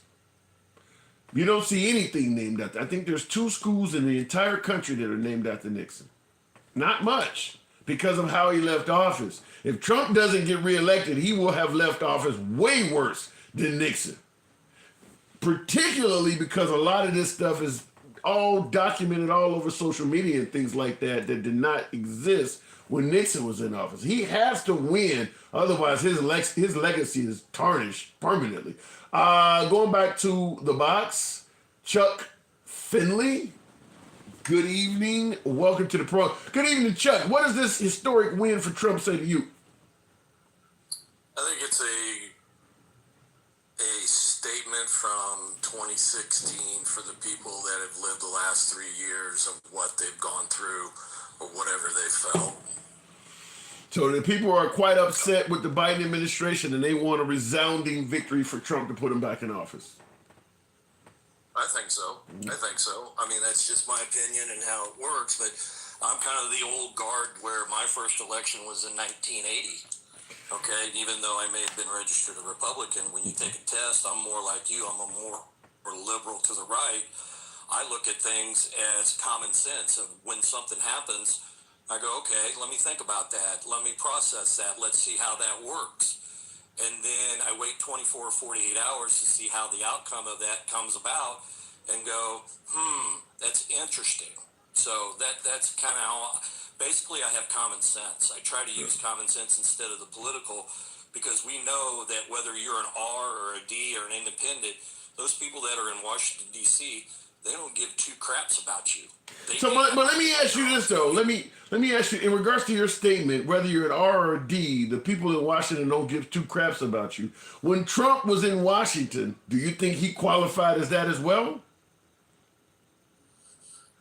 I think, no, I don't think he did, but I think he was a different breed. And what I was going to start off with you is Have you ever been in a union before? Have you ever been part of a union twice. IBEW, International Brotherhood of Electrical Workers, with AT&T as an engineer, and also worked for United Parcel Service. I can't remember their union. I was an unloader, but it was also a union in Chicago.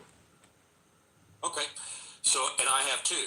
So when you're part of a union and you go on strike, this is hypothetically, you go on strike, I'm not a union and I want to come in and get a job. What are you going to do as a member of the union? Wait. You're try and prevent.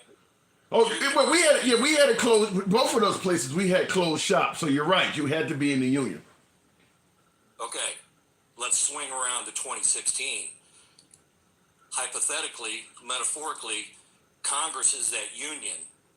Donald Trump is not. He's an ordinary businessman trying to come in, get into the system.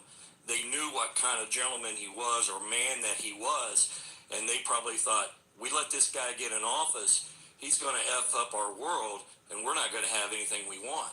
Well, let me interrupt by saying this. I don't think they thought that. He was telling them that.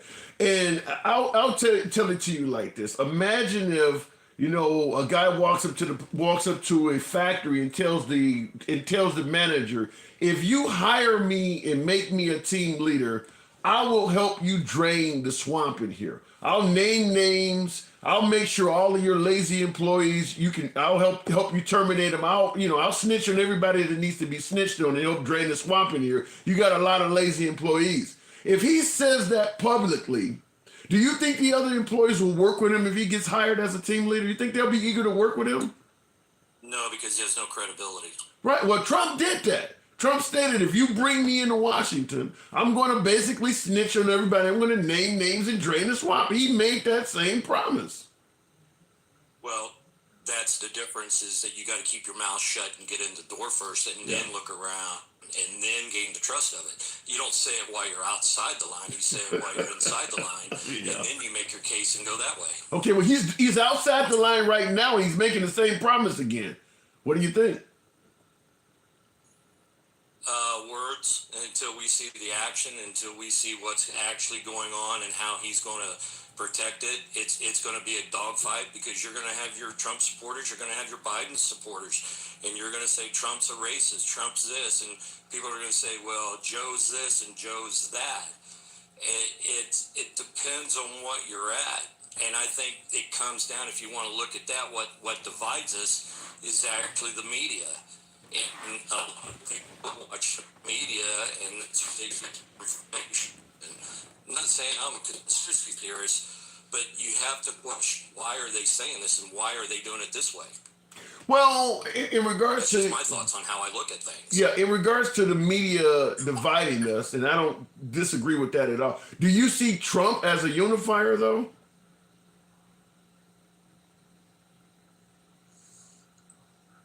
Chuck, you there? I'm going to say yes, and let me explain. Explain this. Sure. He has businesses, very successful businesses around the world. Okay. So he had to build those businesses. He had to build up the employees. He had to build up that trust. Regardless of what you think of his tactic, the businessman, he did an empire.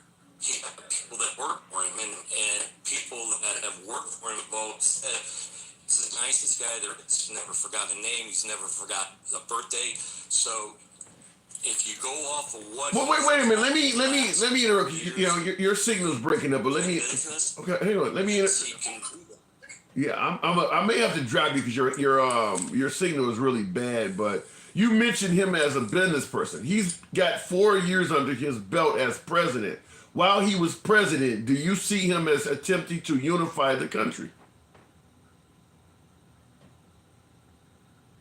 I see him attempting to unify the country. If he succeeds. No. I mean, wait. I'm saying he already has 4 years in his past. From 2017 in January, when he was inaugurated, to him leaving office in January 2021. Do you see where he was trying to unify the country during those 4 years? Absolutely, yes. Give me some examples. Yes, because a lot of things were a lot better than, whether you don't think he had good politics or policies or whatever you did. We didn't have a war. Your 401k was up. You had a lot of money in your pocket. Whether you agree with it or not, that was just my opinion of how I saw things. So yes, I believe that. Do you see Pocahontas and Bird Brain? You see those comments as being unifying at all or divisive? No, I think it's not unifying, but I think it's exposing them to come out of their shell and show who they are. Kind of a tactic. So, you know, if you, and what I mean by that is, if I called you the ugly liberal, you would say, why are you calling me ugly? I get called that every day, though. But go ahead. Chuck Finley called me the ugly liberal. How dare he? So now I got underneath your skin, and now you're coming after me, and I think that's where he plays the chess compared to checkers, in my opinion. Okay, now that may be true, but I don't see how you could see deliberately trying to get under somebody's skin and make them come after you as unifying. I don't see where you're getting at. Maybe it's to expose of how corrupt our country has been over the last 400 years or 200 years since we've been in this world itself, because we elect politicians and we keep bringing them in. How are they going to be exposed if we don't kind of trigger them? It's like, you know, you're jaw jacking. You're on the field. You're fighting. You're calling people's names. You're trying to get underneath their skin. In politics, in a way, kind of like that. So he may not be unifying them, but he's also maybe waking up people to go, hey, why is he calling me this? I've never done anything to him. So let me. I have to move it on because you kind of got a bad signal. But I want to ask you, when he was saying that Obama was born in a different country, now which would have disqualified Obama's presidency? And Obama obviously had a huge fan base. Do you see any unification? Do you see him attempting to unify people by saying Obama was born in Kenya for 2-3 years? No, I don't think that's unification. I think that's probably just speaking out his backside to make people think. Whether it is or not, it doesn't matter. Well, you want people to think something. Yeah, but why would you want people to think that the president is born in a foreign country? Why would you just do that? Because we are a corrupt nation of laws that we're supposed to obey, but they're not. And the last thing is, if you really want to know how this country got to be where it is, go read the Act of 1871, right after the Civil War, when Ulysses S. Grant sold us out to the Vatican and the Bank of London. If you read that and it was modified... Chuck, I asked you, why was he saying Obama was born in Kenya, and you're telling me to read about something that happened in 1871. I don't get that.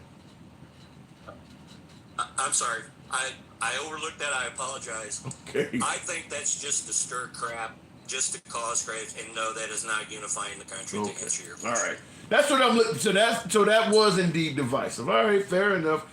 But you do believe he won by a landslide in 2020, as he's stating? Doesn't matter what I think. I mean, it doesn't affect me. Well, do I think he won? No. Let me say this. Yes, I do. Okay. Because reason being is, if you have your doors open from 6 a.m. to 6 p.m. and you count and you go to bed at 10 o'clock with him having a lead at 10 o'clock, and then the next morning at 7 o'clock in the morning, Biden's got all these votes, that makes me question, was it legit? Was it right? So why do you think so many people from his own administration, from his own vice president to his own attorney general to many judges that he appointed, why are they all saying he lost?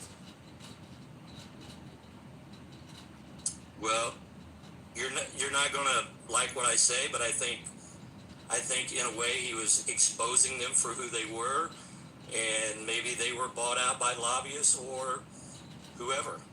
So you think most of the Trump administration was, because everybody I mentioned is Republican and all given their jobs by Trump. So you believe that Trump basically appointed a bunch of treasonous sellouts? My opinion, sure. Is he the right man for the job in the future? if you want a legitimate country that has borders and doing what you do, yeah. Do you think he gave? If you're saying, you're not going to have a country. Yeah, but you're saying he appointed a bunch of people that were bad for the country during his first term. You said if you give him a second chance, if you want a good country, do you think the country was good under him the first time? If he's appointing all these bad people? No, we had this problem before he got in office. Mike Pence was not there before he got in office. Neither was Attorney General Barr or any of these other rhinos he's talking about. He gave them the job. That's true, he did. So no, then no, he's not going to do what he's going to do in the second term around. How do you know that? How do you know that? You didn't? Did you think he was going to do it the first time? Yeah. So wait. You actually believed that when Trump got elected the first time, he was going to appoint a bunch of rhinos? I think no, but no. I'll walk my words back on that. I think he appointed the right people for the job at that particular time to do the job. But as time went on, he saw what kind of individual or what type of person they were, and he said, "Yeah, I got to get rid of you." Okay. All right, fair enough. I do appreciate you coming on. You're always welcome back, Chuck. Spirited debate. Come on back through anytime, man. Yeah, man. Thank you. Absolutely a pleasure. All right, looking in the comments. So grade school name calling is Trump's only way of unifying. Listen, look, I'm always happy to hear from my callers, but yeah, me and my last caller vehemently disagree. I don't think Trump was a unifier. I don't think Trump supporters give a damn if he's a unifier. They believe that he has the best vision to make America great, and that's what they're focused on. I mean, most folks say you're a snowflake if you can't handle the name calling. I don't think the idea that Trump was trying to unify the country, at least in my opinion, doesn't make any sense. Bird brain, he's calling Nikki Haley, the woman that he appointed as the ambassador to, I forgot which country or whatever. He appointed her to his administration. And now he's calling her a bird brain. As I was talking about with my last caller, if all of these are bad people, why do you keep hiring all these folks? Now, I understand for my beloved MAGA, the belief is you really don't hold him accountable for the bad people he appoints. You just believe that if he gets reelected, he won't do it again.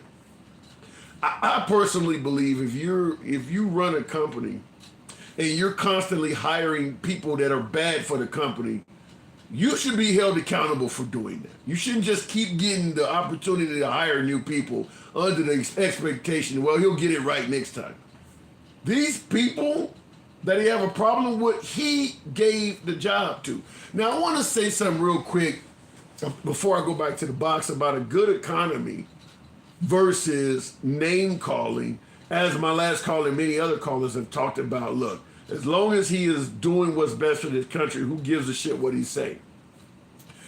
Giving Trump the benefit of the doubt, in my opinion, it would be like a father that has a really good source of income, a really good job, and the wife and kids are living in a nice house. They got all the latest toys and gadgets they want. The wife can buy any dress or purse she wants. Everybody is living good in the house. The dad is providing the income for everybody. Everybody's living high off the hog. The home's economy is good. But when dad comes home from work, he immediately tells the wife how fat she looks in that new dress, whispers something bad about one brother in the ear of the sister, and then goes to the sister and whispers something bad about the sister to the brother. So that even though everybody in the house has everything they need, they all hate each other. Everybody comes home from school or work and they want to go into different rooms. One goes in the basement. Nobody wants to be around each other. And meanwhile, dad is sitting at the table. Look at the nice cars we have. Look at this fancy house we have. We got plenty of money in the bank. But everybody in the house is upset. But who gives a damn about what I'm saying? Don't pay attention to what I'm saying. Pay attention to all the money I'm bringing in the house. That is the way I view it when we say ignore what someone says, pay attention to what they does. Fact is, words have meaning. There's no denying words have meaning. As I stated earlier in the video, Obama or Biden could do the exact same thing as Trump, But if they're criticizing Christians and gun owners, the right is going to be pissed off about it.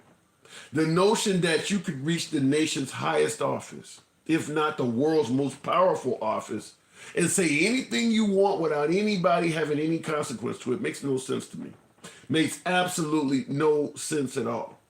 Ronald Reagan once joked during one of those roasting ceremonies that we were going to go to DEFCON 5. Just in a joke. And Russia responded by going on high alert. Words matter. Words absolutely matter. So the idea that any president could just say anything they want, and as long as the economy, as long as you're doing good, you should just ignore that. I mean, January 6th is a perfect example of people responding solely to words. That was totally about words. Ashley Babbitt lost her life solely from words. They didn't go to her house and lay out a ton of evidence to her. She was responding to words. She was responding to things she had heard. So, yeah, the idea that words don't matter, I like I told one of my callers, when have we ever been at this point where the commander-in-chief could say anything and people were like, okay, we've lowered the bar so much that even a 70-some-odd-year-old man can jump over it. It shouldn't be that low. I mean, even to the point where we're actually giving him a pass for people that we think were horrible that he appointed. And I'm talking MAGA. Tap the screen. Get your boy up to 60,000. Looking in the comments, the bar is on the ground, honey. Yikes. Say it for the people in the back, handsome. I don't want to say this stuff. I don't want to have to say this. This is what in my opinion, should be. This is how everybody should think. I mean, the idea that we now have folks saying, I favor Trump's policies and his economy, but I wouldn't want my kid to grow up to be like him. When have we ever been that low?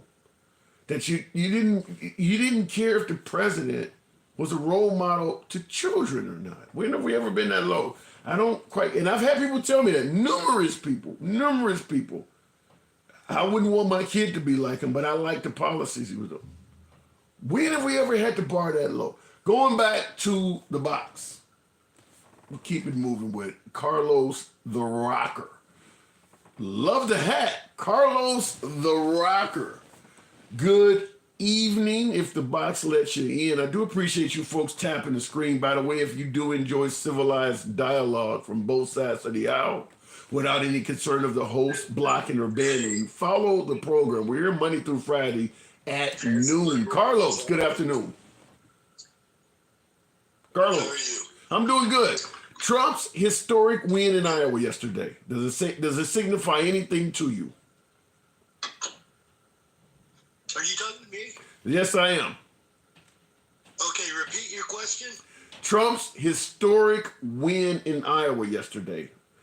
Nobody else in history has won a caucus by that much. What does that signify to you?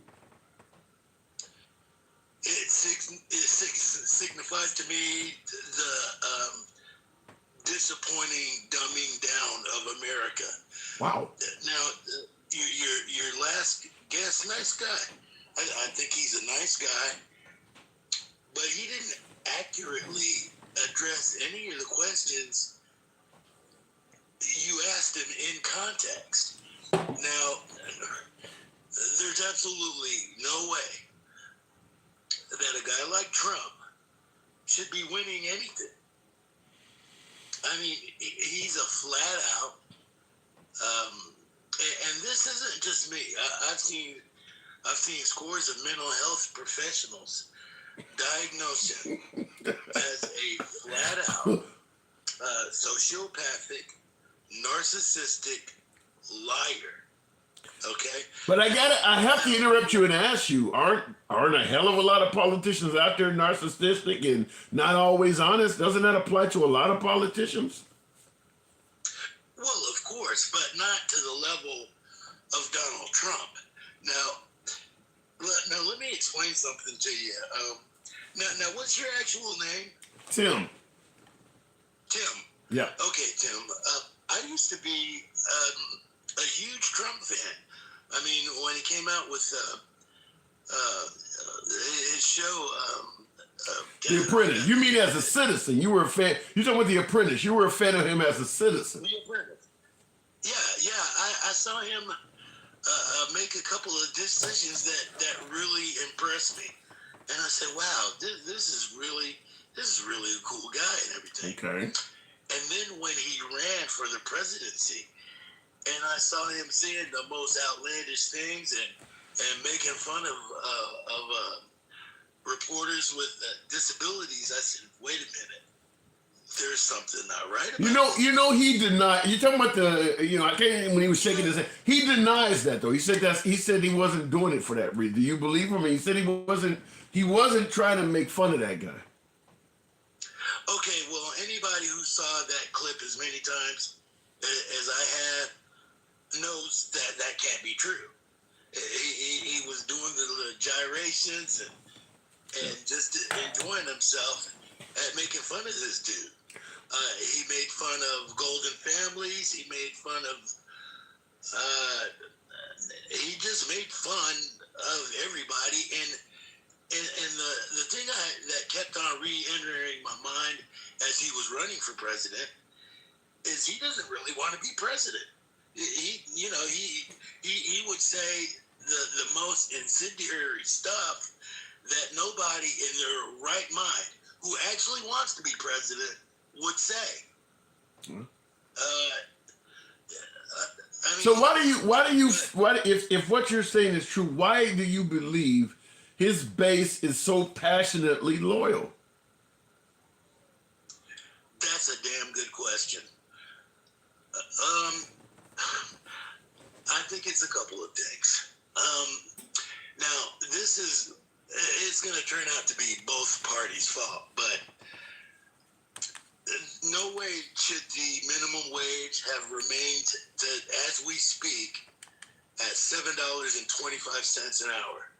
I think that was the fault of both parties, excuse me.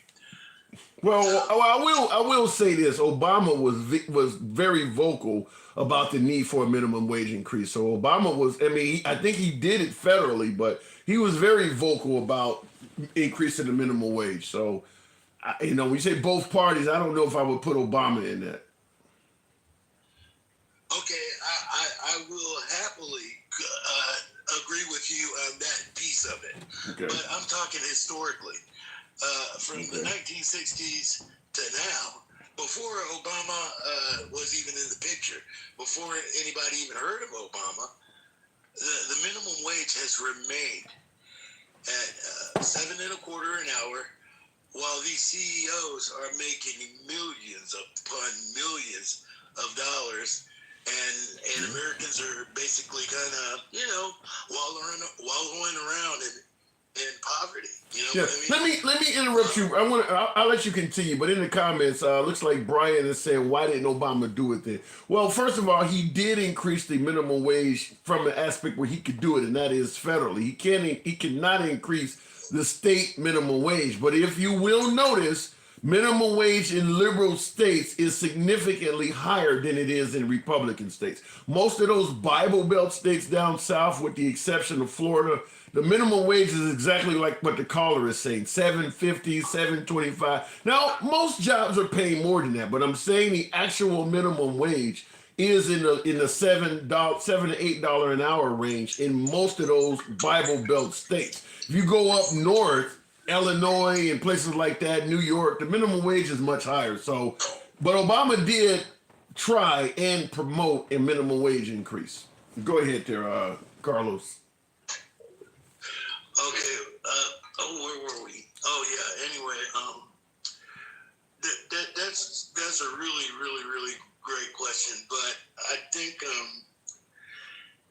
over the years with inflation staying at a level where Americans had to just get 2 or 3 jobs, it just made us kind of see Trump as a knight in shining armor, because he wasn't your typical politician. And, Do you favor him now? Now that we've had Trump gone and we've had 3 years of Biden, who do you think would be a better commander in chief going forward later this year? Trump, if it comes down to Trump versus Biden, where would your vote go? Absolutely to Biden. Really? Absolutely. Why not Trump?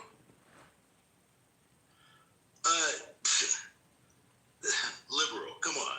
I gotta ask. That's what I do here. That's what I do. Okay. Why not Trump? He's got 91 felony counts against him, dude. Those 91.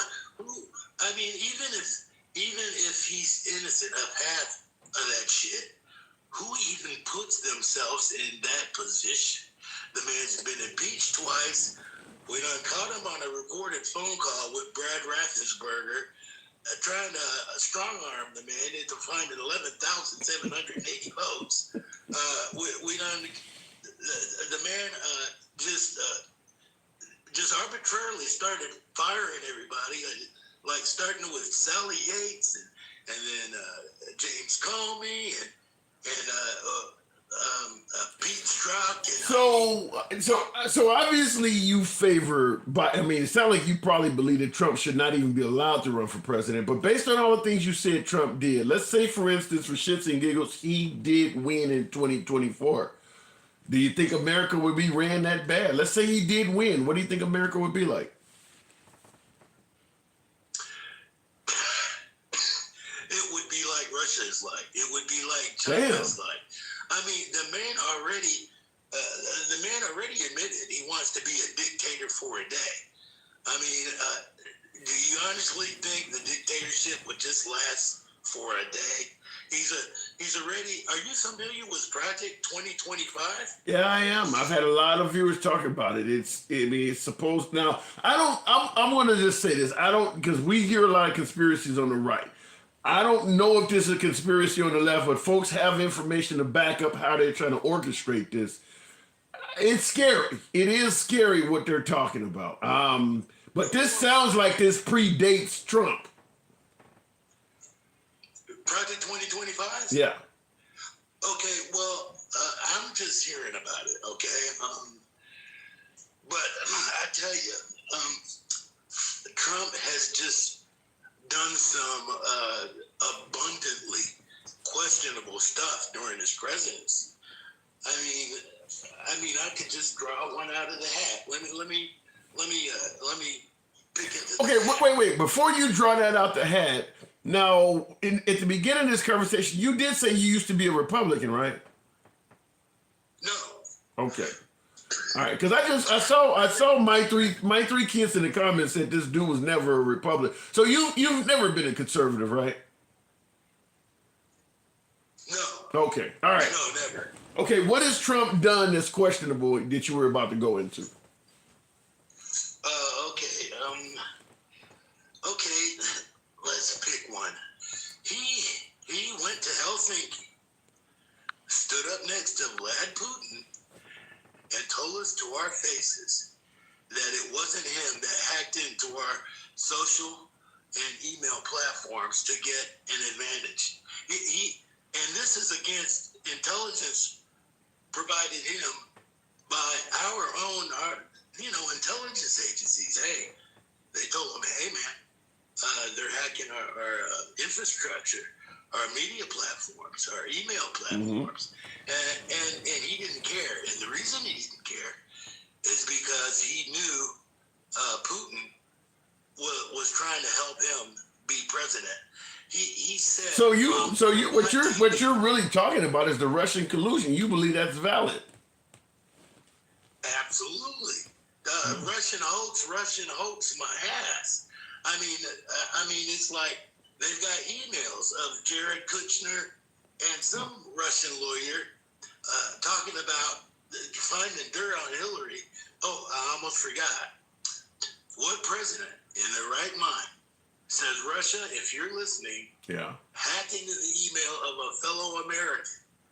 What president in their right mind, which Trump isn't in, I don't think he ever has, it says something like that, bro. Yeah, you know, I do have to move it on, unfortunately, but I will, Carlos, but I will say that, just like I said earlier in the program, most of Trump's worst thorns in his side comes from things coming out of his mouth, just like what you're talking about, asking Russia to, you know, even, and then having to later on say I was joking about it, or I didn't really mean this that way. Or, I mean, if one of my earlier callers earlier in this broadcast said that if Trump was a mime, he would have been a great president. And I actually do believe the biggest flubs of his presidency are things he actually said. I agree with you 100%. That's a statement that should have never come out of his mouth. Asking Russia for help, whether it was a joke, whatever the case may be, it's just something he should have never said. But I got to move it on, Carlos. I do appreciate you coming on. Doors are always open to you. Hey, thanks for having me. 100%. Have a good evening. You too, you too. All right, looking in the comments, he wasn't joking, whatever the case may be. Whether he's joking, whether it's locker room talk, whether you should, if you got to continue explaining things you say, perhaps you need to examine the things you say. I mean, there's too many instances of tweets being jokes and he didn't mean it that way and you guys are taking it out. There's too much of that.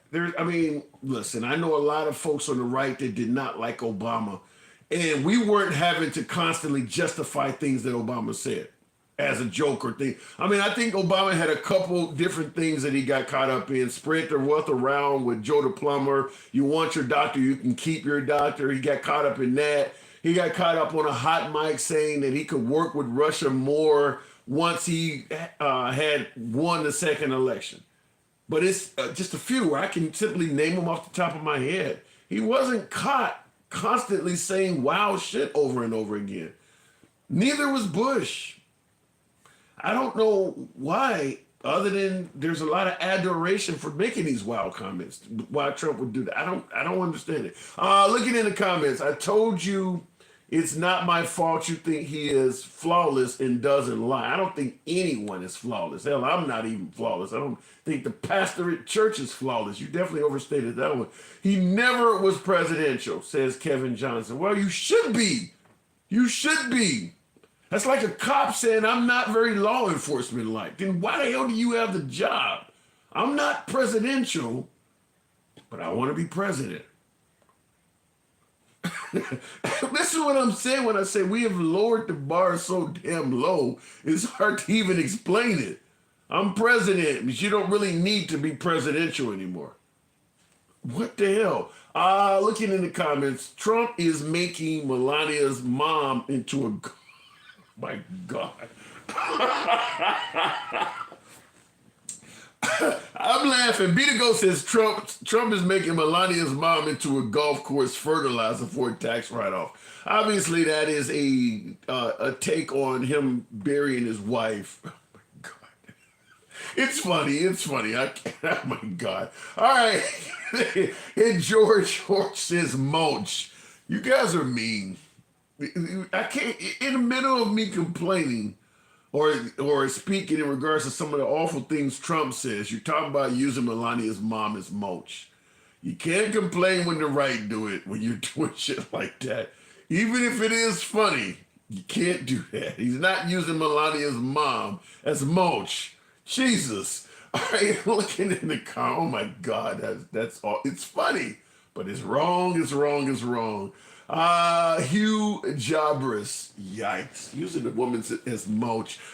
We are just joking, says Q Finney. Exactly. You can't complain when Trump says he's just joking if you support that. Hugh Jabris, good evening. Hey, how's it going, man? Listen, Trump. Sorry, man, I gotta take my CPAP off, man. That last guy had me. All right, let's do it then. Trump's historic win in Iowa yesterday. What does it say to you? Well, two things. First of all, the data on George Bush is incorrect. That dude said some wild shit. Wait, the data on who is incorrect? On George Bush, he said some wild shit. Okay. All right. As much as Trump? No, but I'm just saying, George Bush, man, between Bush, Trump, and Biden, I'm like, bro, repeal the 26, put Obama back in. I just want to hear someone finish an eloquent speech, man. All right. You've been consistent. So let's talk about this huge victory for Trump in Iowa. What does it say? Well, I mean, personally for me, the last time I thought about Iowa was just about never, you know. I think there's a little bit of, the weather had something to do with it, and so, you know, you're going to get kind of the... Yeah, but you do wait. Let me interrupt. When you talk about the weather, the small turnout, and things like that, you do believe that man's going to have a big victory, probably in other states other than just Iowa, too, though, right? Oh, most definitely, yeah. Okay. He's gonna have big victories out there. But you know, I'll concede that there's gonna be, you know, because I don't look at this as like here we go, it's going type of moment. Okay. And it's kind of the same as I grew up in California, right? All right. A lot of Republicans stayed home for the presidential election in 2008, 2012. They just, why am I going? You know what I mean? So, there's probably a lot of people who might have thrown in a Nikki Haley vote or a DeSantis. Let me get clarity. Let me make sure I get clarity in this. So you're saying when you bring up the high voter turnout, and real quick in the comments, I'll respond to you, but real quick in the comments, George asked what was historic about it. He won the caucus by a greater margin than anybody else in U.S. history. That's what was historic about Trump's victory. But what are you saying there, Hugh? You're saying that if the turnout was greater, his victory might have not been as much, or maybe he wouldn't have won? Probably, because, let's say you would vote for DeSantis or Nikki Haley, right? Okay. And you're like, well, Trump's already going to run away with this one. The same as if you're a Republican in California, right? You're like, Obama's going to run away in 2008, 2012. So why am I even going to show up at the polls? Let's say it's dark and stormy that night, You're like, I'm just going to stay home. So you're going to get more of the diehard Trump supporters that voted. So, yeah, I would say you could probably take 5% away from him at least.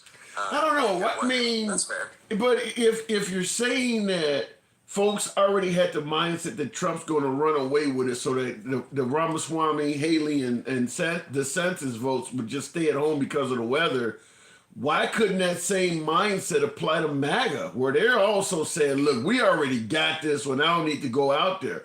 The point I'm trying to make is if the weather was better, there may be a hell of a lot more MAGA. Because as you said, they also may have stayed home because they thought the guy they want to win is going to run away with it. And I mean, that's fair too, but I think it's no different than, let's just say 2008, right? And you want to place that vote in for Obama. You're not going to miss that date. You know what I'm saying? All right. And I think that's where people are with Trump right now. They're like, I'm not. It's my civic duty to not miss this vote. Whereas the DeSantis and the Nikki Haley voters are like, she gonna lose anyway. Fuck it, I'm staying home. It's 30 degrees below. So I mean, you could be right, but at the end of the day, we don't know, and it is on record as the largest victory for a candidate in caucus history. Does that mean? I would like to see it in a more relevant place than Iowa. I mean, an hour ago somebody said Iowa feeds the country. It's like, no, we eat California and Florida corn. All the Iowa corn goes into your gas tank. So I don't think about Iowa all that much, man. All right. Fair A enough. state like Pennsylvania, Arizona, where I'm at, now you're saying something. So at the end of the day, if it comes down to Trump versus Biden, you think Biden can still beat him? No. And I don't even think it's a very big conspiracy theory at this point. I don't think that Biden is going to be running. I think Newsom is going to step in as but Biden's going to step down and say, hey, yeah, folks, it's time, I'm old, so on and so forth, right? And then the reason, so why not Gavin Newsom announce now, is less time to get beat up on. You only got a couple more. I think I watch a lot of Bill O'Reilly on, he's still out there on social media. He says the same thing, that Biden is not going to be on the ticket come November. But so you are saying then that if for some reason Biden was on the ticket in November, he can't beat Trump. No. Wow. No. And listen, you had another caller on earlier, you know, and I think he kind of leaned left, and he was just being reasonable. He was like, you know, hey, I don't think Biden's responsible for X, Y, Z, but it is your face on it. Yeah. So, and that's what people go to the voting booth with, you know. Wow. And I mean, I'm not MAGA, you know. I'm conservative, but you know, the older I get, kind of, you know, a lot of people say the older you get, the more conservative you get, type thing. And well, let's continue then. In regards to Biden not being on the ticket, do you think Gavin Newsom could beat Trump? He's gonna be able to put up the best numbers against him. Yeah, I don't know if he's gonna beat him, but people want somebody younger, so he's got that going for him right off the bat, right? Even people who are, you know, your moderate voters, right, who could be swayed, your swing voters.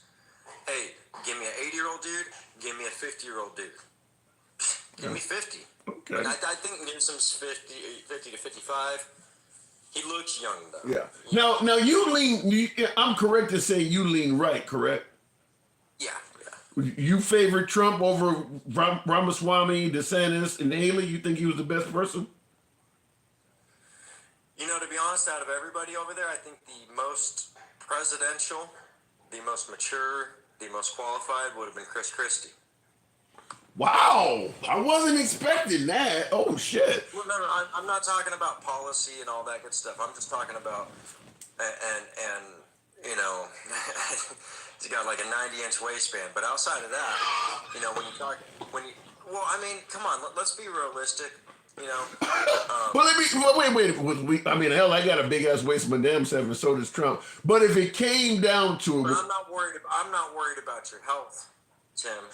You know what I'm saying? I think you're going to make it through the night. Yeah. I think you'll wake up in the morning. You know what I'm saying? When you're that big, hey, that's a part of being presidential, right?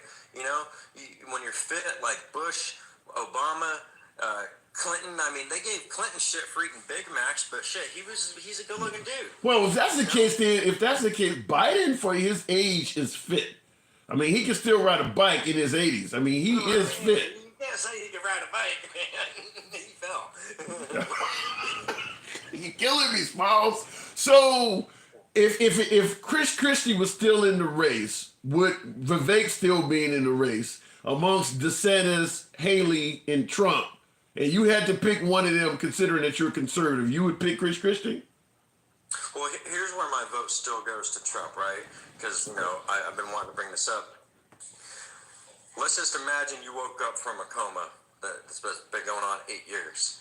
And you'd be like, Jesus Christ, what the heck happened? What did Trump do, right? Okay. Of course, that's exactly how you would think. But we could also go back 8 years ago, and a diehard Republican could have a conversation with a diehard liberal, and they'd both agree, none of these people over there got our best interest in minds. We just vote for lesser of two evils, and I think they're in the same club together. And so when I see both of them going after him, you know, it's the enemy of my enemy is my friend. And you know what? I want to see some convictions. I want to see some no BS, you know, stipulations and well, we got him on this one out of 91 thing. You know. Well, let's speaking of that. Okay, we're thinking of your statement. The enemy of my enemy is my friend. And folks often ask, you know, you got to wonder why do so many people want to get rid of Trump? Do you think he is totally innocent of all 91 charges? No. There's a handful that you can nail him on, and I mean I would just push back during any 4-year tenure of a president. Is there nothing you could? Yeah, but these are some serious charges. I mean, they're charging him with, you know, everything from stealing documents to trying to steal the election. I mean, you got a bunch of fake electors. There's a lot of stuff there that I think is BS, you know, and it's all cannon fodder, right? It's, you know, people have been led to believe that Trump took a bunch of duffel bags full of documents out of the White House when he didn't. NARA never gave him a presidential library facility to take all these documents to. They were supposed to be in his possession. That's, you know, you know how many people believe he wasn't even supposed to have them in his possession? Yeah. You know what I'm saying? So what then? Okay, if he didn't do anything wrong with the documents, why didn't he hand them over when the feds asked for them? His own lawyers testifying that she told him, if you don't get these back, it's a crime, and he wouldn't do it anyway. Why would he just give them back? Well, so there's two lines of thought I've seen on that. So one, his former lawyer, Tim Palatori, said he never said he gave them all back. He signed an affidavit saying everything that you've asked for, we've given back, right? So there's that. But then also, when you have what you would consider, classified documents leak, right? What normally happens is the intelligence agencies go over and say, hey, we think there's an issue here. We need to get cleaned up. Mind if would you help us? He would have said, of course, right? But that's not what they did. They sent a freaking wolf from the DOJ. And when you see you're about to be prosecuted, Tim, I used this example the other day, and it's you're going to love it. Let's say you've done nothing wrong. Sheriff knocks on your door and says, hey, a crime happened out front, and we'd like you to provide your Ring doorbell footage. You'd be like, of course, man. Tell me where to send it to, right? But then if the cop says, well, we want to come in and we want all of your footage, including the stuff from inside your house, too, you'd be like, well, hold on, brother. Okay. Hold on. I've done nothing wrong here. Now you're going to hold on to that recording tight, right? Okay. Because you want to protect yourself. So it's all about how they approached it. They did not come to him with the normal protocols that, the agencies responsible for this intelligence would say, hey, look, we think that there's a spillage. No, you sent a prosecutor and investigators over. Well, and listen, we gotta wait till it comes in court because I'm not. I gotta admit that's not the way I'm hearing it. So we don't know until we get some clarity on that. But let's move on to January 6th, for instance. How do you respond to folks suggesting that Trump on January 6th told folks, stop the steal and Biden was taking the election when he actually knew he had lost? Well, so we had this talk before. I don't think I got to completely round out the conversation. Sure. When I use the analogy of Supreme Court already ruled, if you yell fire in a movie theater and people get hurt and there's no fire, you're going to be held responsible, right? I don't think he's going to be up to the level of inciting an insurrection, right? But you are responsible for the words that come out of your mouth, and I think you can at least get, I don't even think he's not charged with it, but inciting mayhem, inciting a riot, things like that. So you do believe what he did on January 6th, he was wrong? You do believe he was wrong on January 6th? No, I'll concede that he was wrong in what he said, especially when you look at it's one thing to say it to a small handful of people. When you got a crowd like that, you got to be careful what you're saying. So then I have to follow up and ask this: if you admit he said something and he's wrong for it in front of a crowd like that, how do you feel about the fact that he's still saying it to this day? I don't think that the federal government has done a very good job of convincing us that the election was kosher. How can you? If you got his own VP saying that the election was not stolen, his own attorney general, who could tell you it was not stolen and you would actually believe him? That's fair enough, but where my stance is, and you can disagree with me all you want, but I think you just ask yourself quietly, does what he say make sense? If you keep on seeing spaghetti get thrown at the wall for so long, at one point you got to look at the dude who's throwing the spaghetti and wonder what the fuck he's doing, man. Yeah, and I agree with that, but Trump is the one throwing the spaghetti. He told us the Dominion voting machines took votes from him. He told us illegal aliens was voting. I mean, the Attorney General Barr, he told us Ruby Freeman was cheating. Attorney General Barr has made it clear, testified under oath, that he looked at all of the spaghetti Trump was throwing on the wall and told him none of these noodles are sticking. He is the guy that is, we know there were fake electors in a host of states. We need to get upset at both the people who are messing up our kitchen then, because since day one Trump came in, they've been trying to convince us he was an illegitimate president and he's not fit for office. We're talking about people, but wait a minute, we're not talking about we're talking about people that he brought with him in Washington, his own attorney general, his own vice president, that are saying he made up this election stuff. We're not talking about liberals. His own people are saying, why would they do that? Yeah, that's going to have to be explained in court. I can't explain that one because one part of me says, well, I thought he hired shit people, like you're having a conversation with the last person. Maybe that means he hires good people who are going to stand by certain convictions and so on and so forth. So which one is it, right? Yeah.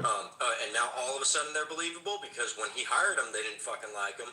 You know what I mean? But then that goes back to my original statement.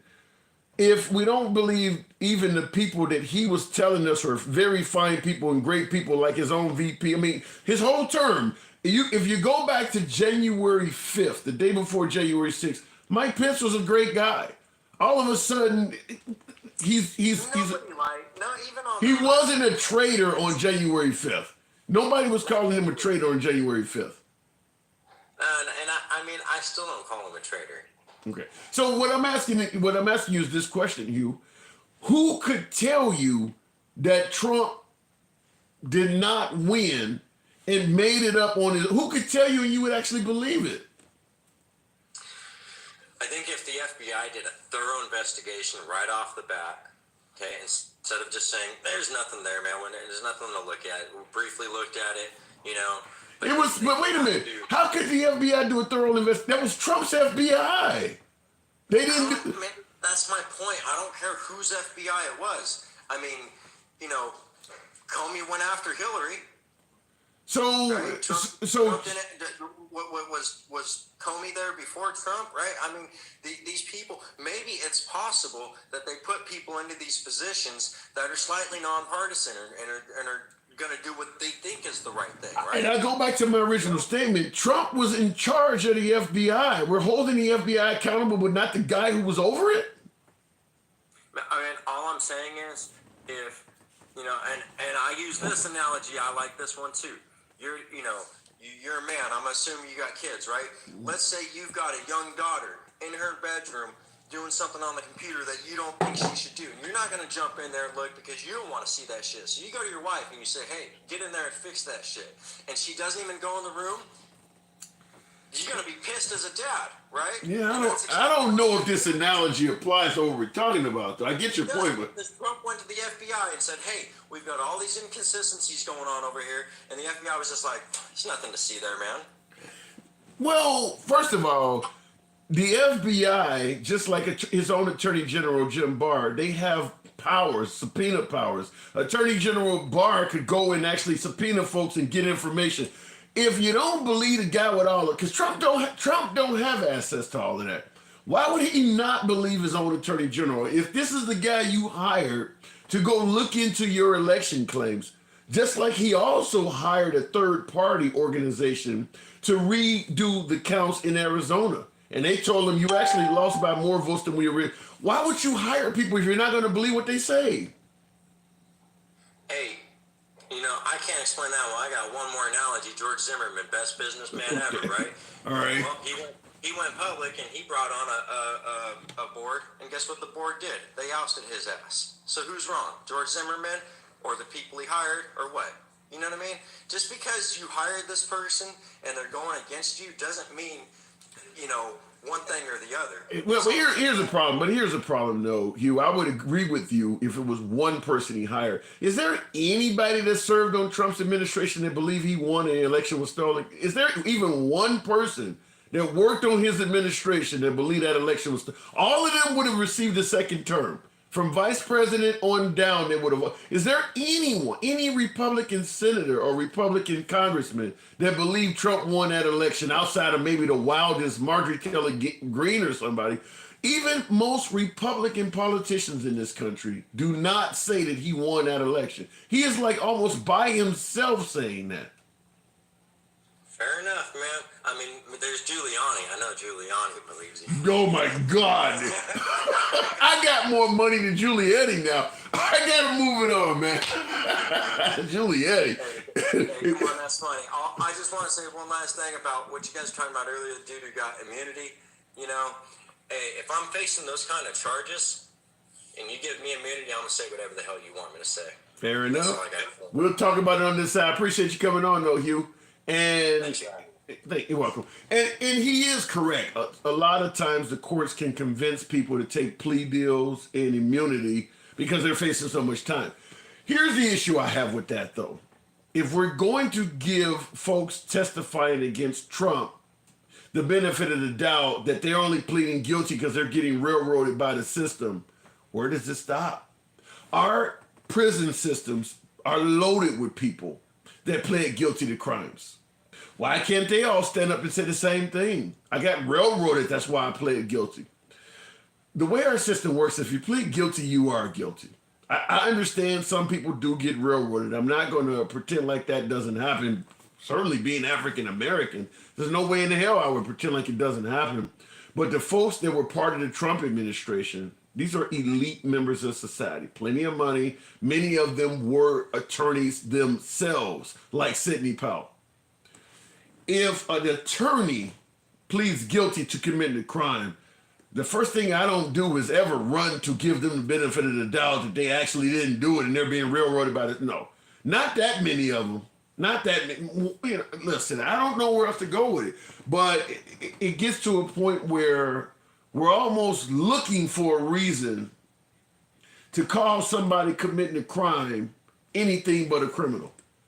If you plead guilty to committing a crime, on face value, I'm going to assume you did it. I'm not just going to automatically start thinking that, well, maybe the feds railroaded you and you didn't do this.